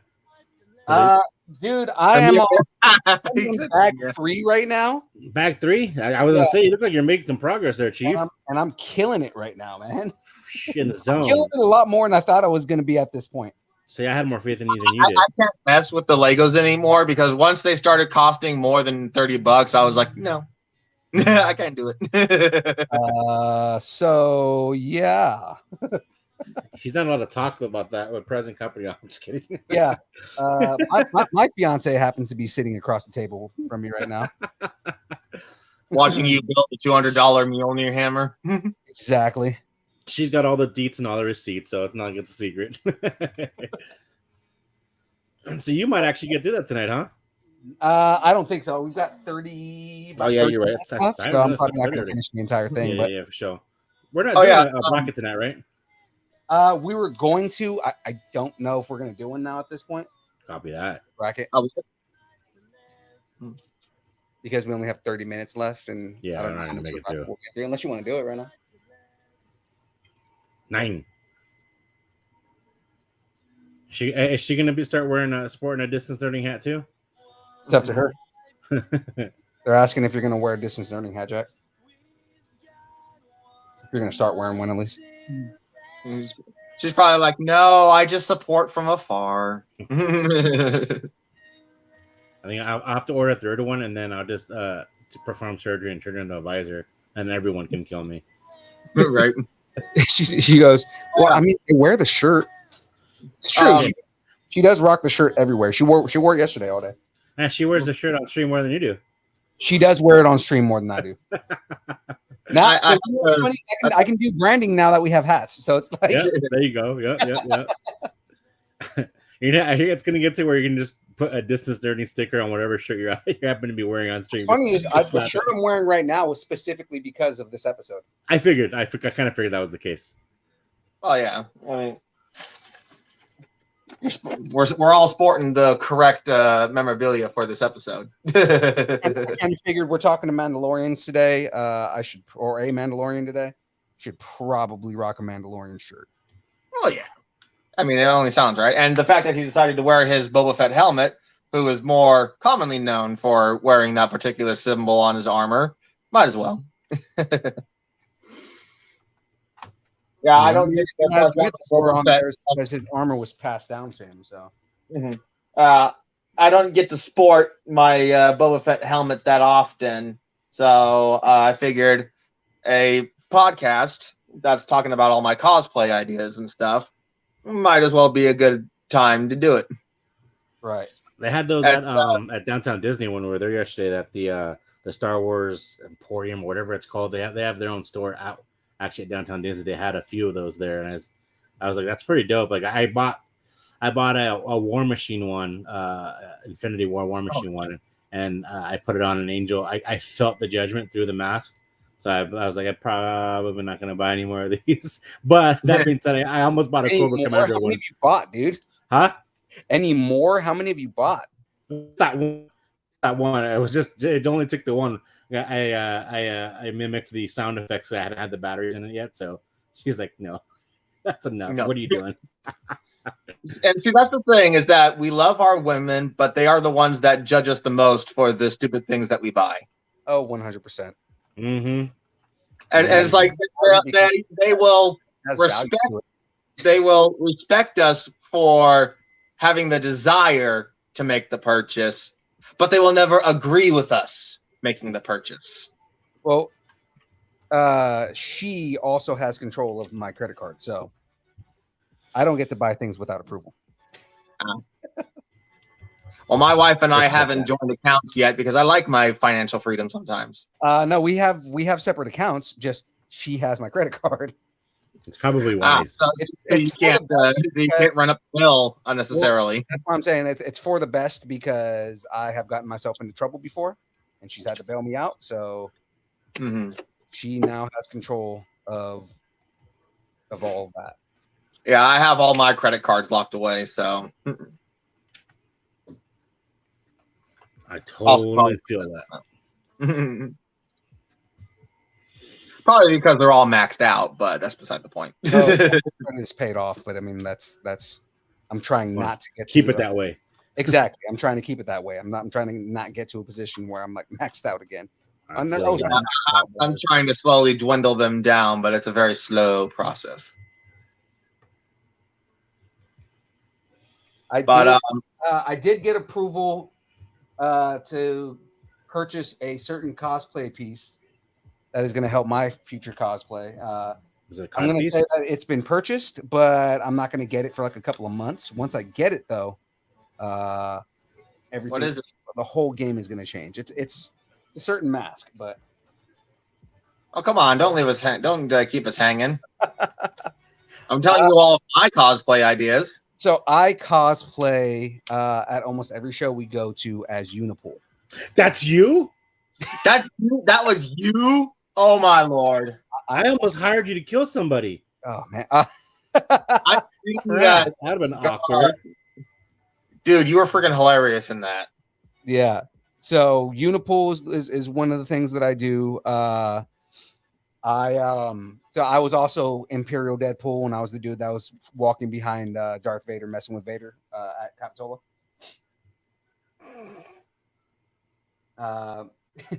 And I've had this mask since I started doing the cosplay. It's terrible. It's not a good mask. It's latex. You can't see through it. It's not breathable. I'm basically choking to death by the time I'm done with the cosplay. It doesn't show when you take off the costume off at all. At all, right? You don't see beads of sweat coming down. Right? I have a latex acolyte mask, and it's horrendous. If you're not wearing a balaclava or some other type of head and face covering underneath the latex mask, you start sweating within the course of 5 minutes. Oh no, I'm wearing a balaclava. The problem is that it's still hot as shit inside of that thing. Yeah. And again, it's not a good mask. It flares out because basically it's got 2 slits on the back for me to get the mask on. And it's not a good mask, right? It looks good. You know, I always get compliments on how good it looks, but it's not comfortable. Yeah. It's not really that good of a mask. So with that, I just ordered a movie replica professional Deadpool mask. Nice. That'll definitely look good. Yeah. So to go along I'm with honestly waiting for another Deadpool movie. I'm hoping they do something more with. He just announced this week that they're writing right now. Nice. Oh, nice. Mhm. Can I borrow the- That's another perfect casting. Ryan Reynolds, Deadpool. They screwed up with X-Men Origins, but when they finally gave Ryan the chance to do it his own way, perfection. They didn't really give him the chance. It was more he kind of like pushed muscled his way into it. Yeah, he kind of like pushed his way into it, and they kind of got backed into a corner. And we're like, okay, well. And then he released that little teaser video on YouTube, and everyone exploded. And Right. so then Fox was like, fuck, I guess we have to do it now. Well, the big main thing with that was they released that whole thing. Somebody quote unquote leaked it online, which he's kind of like alluded to. He was the one that leaked it. Of course he was. But then the whole thing with that was Fox was like, okay, we'll let you do this movie, but it needs to be PG-13. And he fought the case that it can't. I mean, to get the character right, it can't be PG-13. It has to be rated R.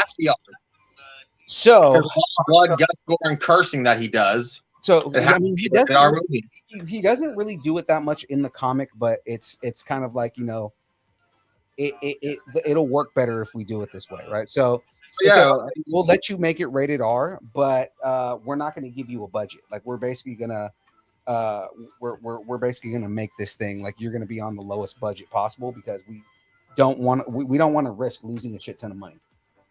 But instead they made a shit ton of money. And that's kind of what happened. That's why Deadpool 2 ended up getting the green light it got, was because they made it on a budget of, I think they said it was like 175 million.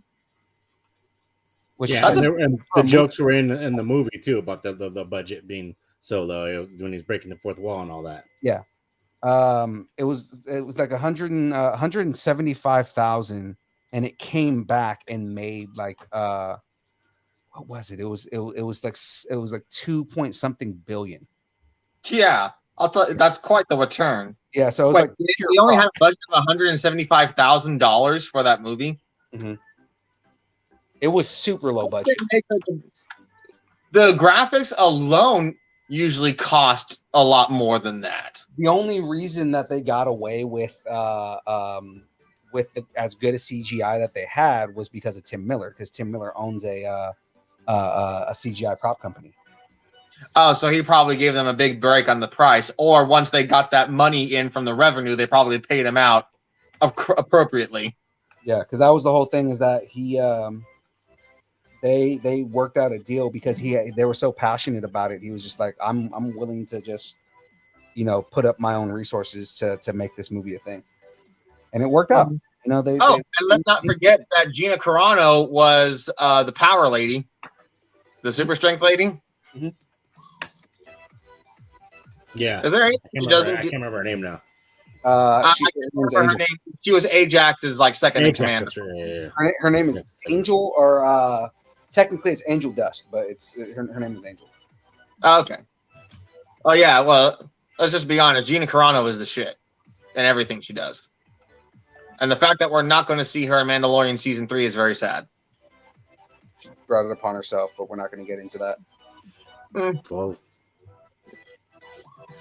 Twitter wars are a fickle thing, and that's all I'll say about that.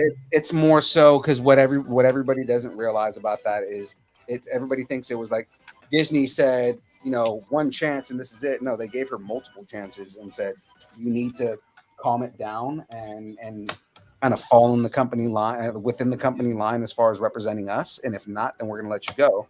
and they ended up letting her go after 4 chances. Yeah, when they finally called her bluff because she didn't want to. Because the whole thing is, if you're told more than once that you need to calm it down because you're getting a little crazy about this shit, and you decide, I'm not going to listen to you because I don't care.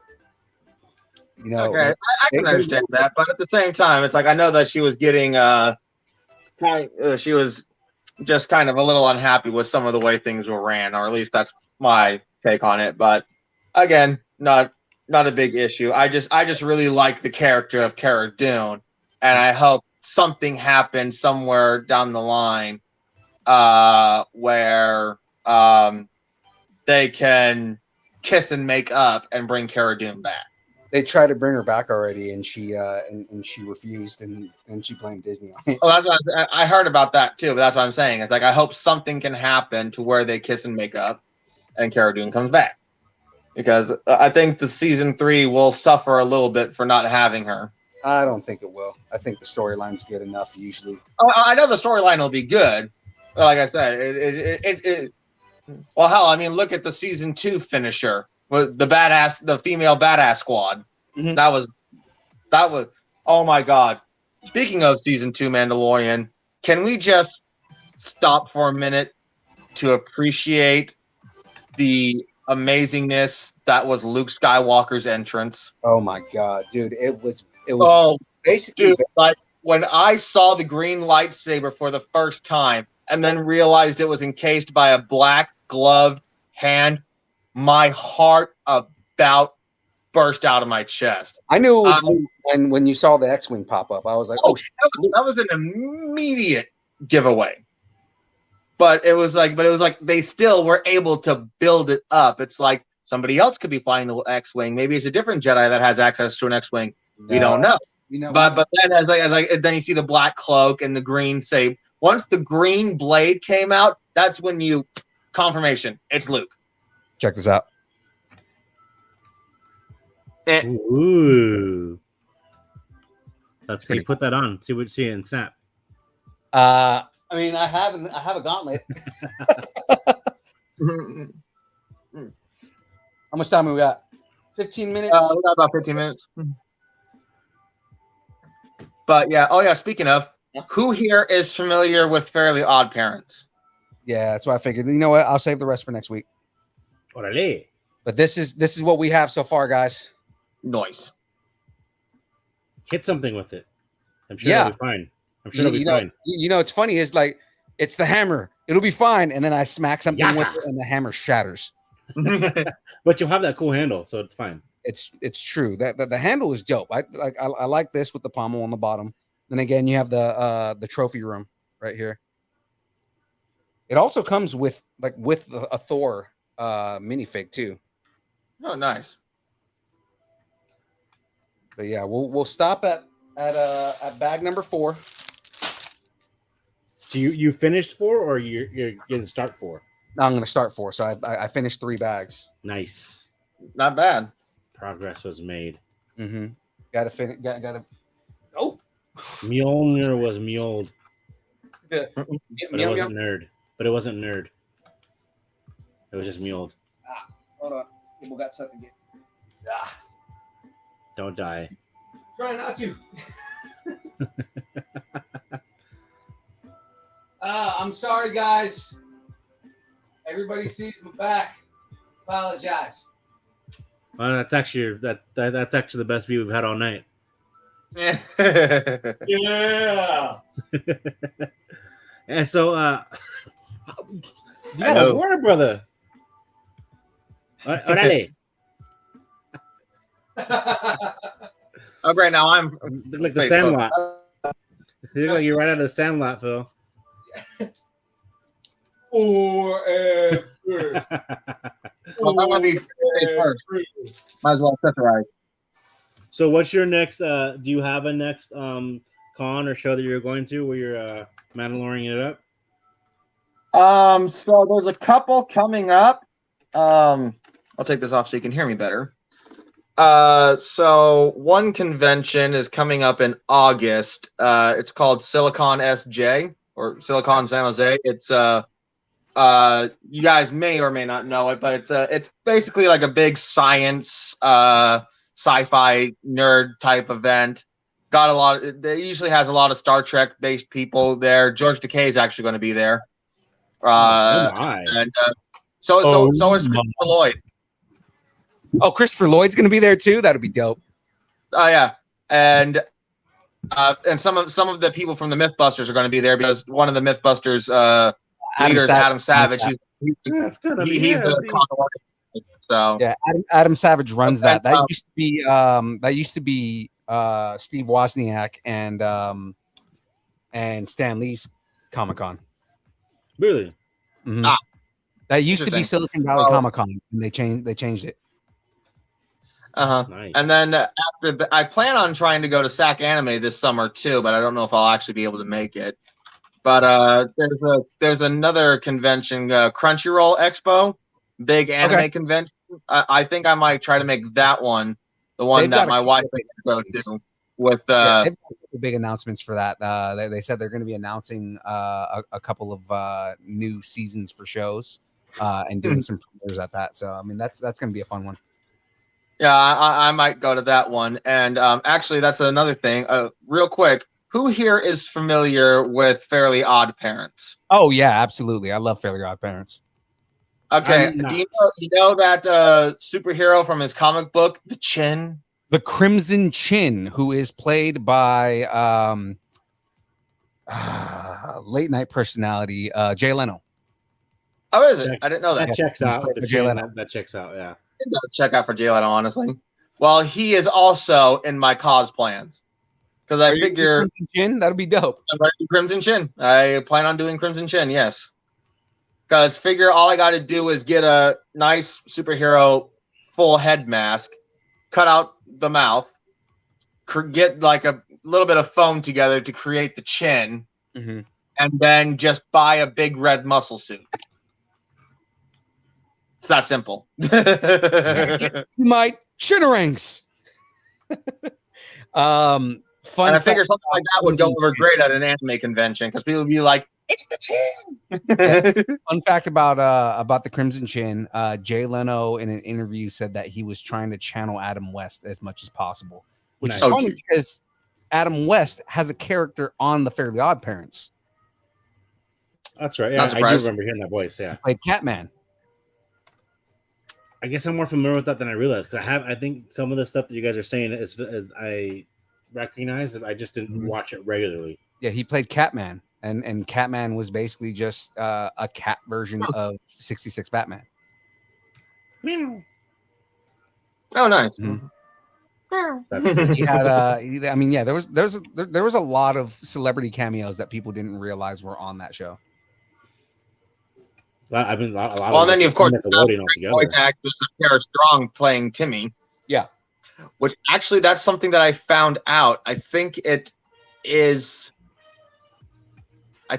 for SAC Anime that Tara Strong is actually going to be there.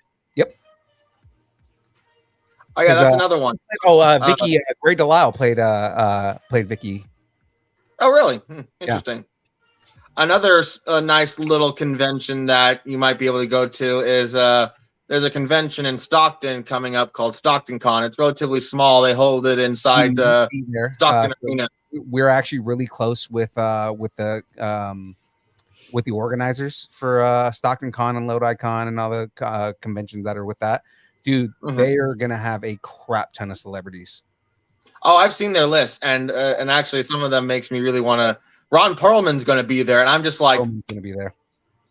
Who? So yeah, Perlman's going to be there. That's exciting in itself. I mean, the wife doesn't like him because she doesn't like his character in Sons of Anarchy. What? But yeah, Clay Morrow is the best. Is awesome. My wife has very weird tastes. Just leave her alone. Hell, she doesn't even like Bruno Mars. She doesn't like Bruno Mars, the singer. You know her reason? Bruno Mars? She has no idea. She just doesn't like him. It's just one of those random like dislikes. It's weird. I don't know. But but yeah, but I think my first introduction to Ron Perlman was when he was Hellboy. And I'm just like, I love this guy. My first introduction to Ron Perlman was Blade 3. No, Blade 2. Blade 2. Yeah. Sorry. Yeah, same. Yes. I'm Okay, with yes, you there. that's right. I forgot that was my first introduction to him. I forgot that he was that guy. Yeah. Yes, so that was my actual first introduction to him, and then it was Hellboy right after that. Mm-hmm. Oh, he And fit.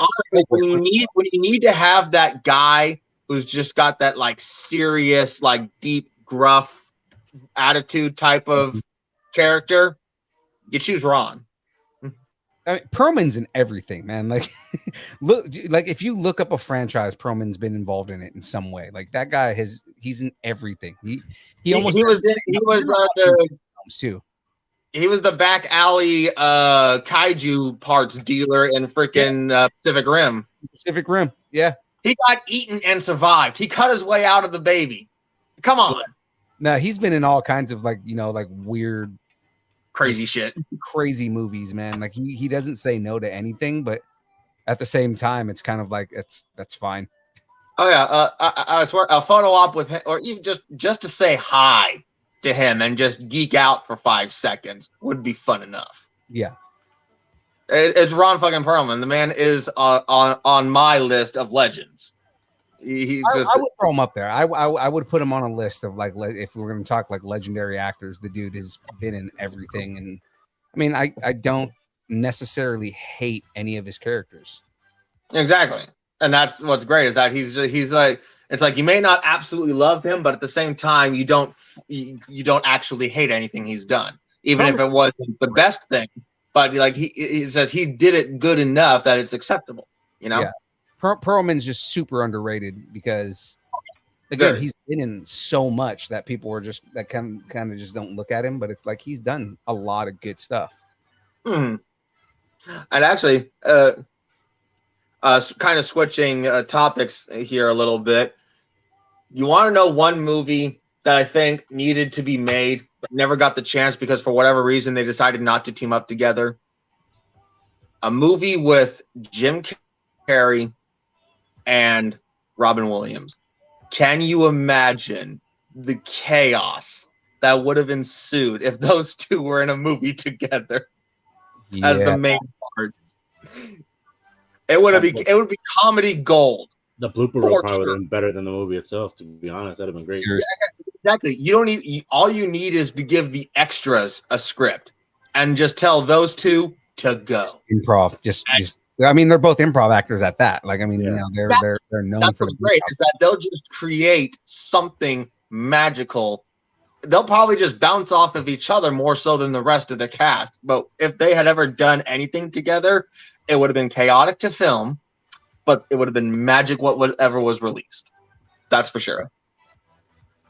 Right. That would have been dope. Well, but anyway, we are starting to run low on time here. Oh, so no, that's about 3 minutes. So gonna start doing our sign offs, everything like that. Our what is it that you like to call it, Jackie? What is it? The things that need to be said. New business, old business. New business, old business. And new business, old business, pressing issues. That's what we got to do right here. So, did Greg come up with that? Well, guys, just throwing this out there again. We've got hats. We got merch, people. We got merch, people.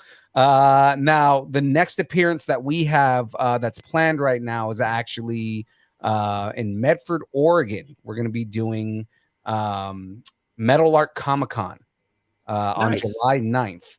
And we're going to be up there. We're going to be up there with C. Andrew Nelson, Alan Fernandez. We have a couple of horror movie actors. There's an actor that played the Predator that's going to be there. And we're going to be doing some interviews. And, you have to go now. Get to the chopper. Do it. Shoot me now. I'm here. Do it now. What are you waiting for? What are you waiting for? Voice, such an easily replicated voice. All you got to do is yell and like grasp a little bit. Like, get to the chopper. It's nothing too much. You got to grunt while you talk, and you're Arnold. Hashima! Have a bomb! I'm not a clone. You're my clone. You're my clone! I'm your Who's your clone. eyes? Pretty soon this podcast is going to self-terminate. Come with me if you want to live. It's so easy to replicate his voice, honestly. Anybody could do it. Yeah. You know, or doing fun voices and stuff like, oh, how are you guys doing? Oh boy, stuff like that. Mickey, do you love Mickey? I love Mickey too. I'm going to kill him. I'm going to kill the mouse. Don't kill me. I'm looking for cheese. I got the cheese right here. Oh, Mickey! Oh, no! Oh my God! Oh, you're so funny. Run, Mickey! Not that way. I Goofy needs a little work. And then I gotta go off mic for this. But I don't understand. Why would you have to go off mic? We're all just such dorks. Just destroying people's ears. But on that, guys, I need pluggables. We're gonna start with our guest here. Pluggables being where can people find you, and what are the shows and projects you're going to be at next? Okay, so like I said, I don't know how many I'm going to be going to because money is a little bit tight. But some of the next 3 I plan on going to are SAC Anime, Stockton Con, and the Silicon SJ, and maybe Crunchyroll Expo. Those are the ones I want to go to. I don't know which ones I'll actually be able to go to.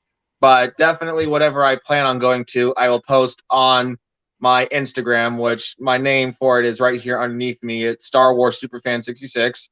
That's my Instagram as well as my TikTok. So if you want to follow me on both platforms, go right ahead.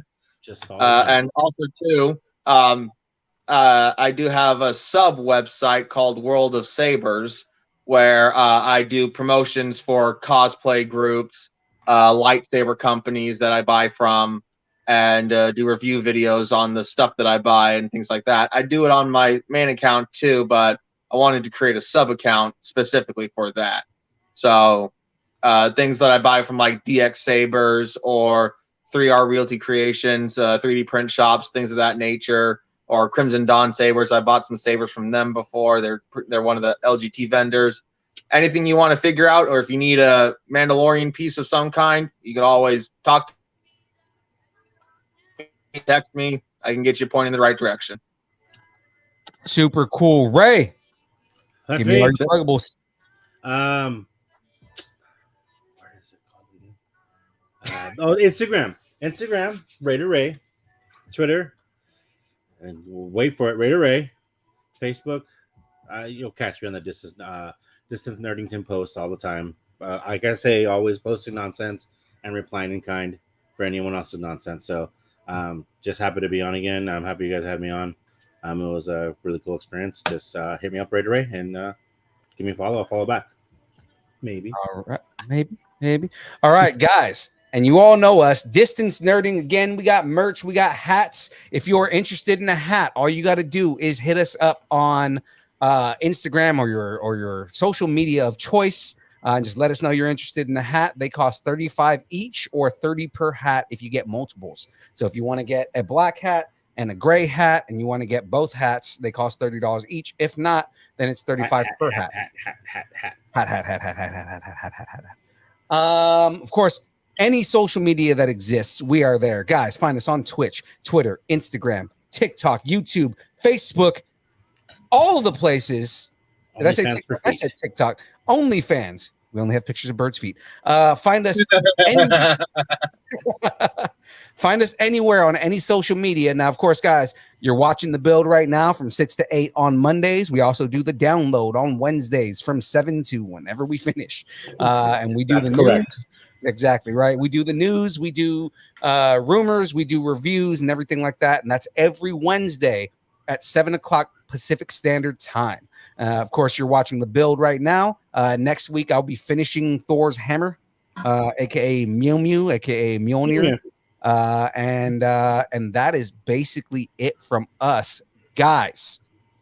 It is time for the dance party, and we didn't warn you about the dance party, but you are gonna find out right now. Just grab something around you and dance with it. We're gonna have a Careful. good time. So let's do this. Last time you told me to do that, Phil, I got in trouble. I know I do that every week. All right, here we go. Dance party time. I'm grabbing something near me. Grabbing something. Make it clean. Oh, okay. Well, then you gotta specify. Yeah, is that Summer Rae? No. This is Dingle Hat Ray.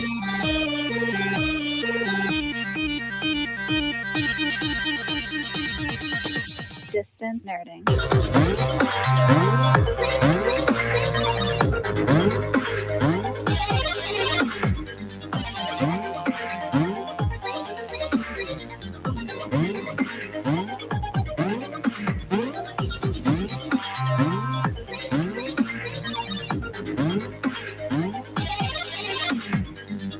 It's so cute.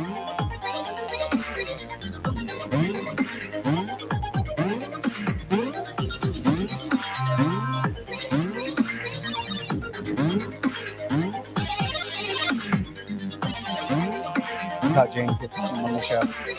Where's his glasses? You have them. Oh yeah, he didn't come get them.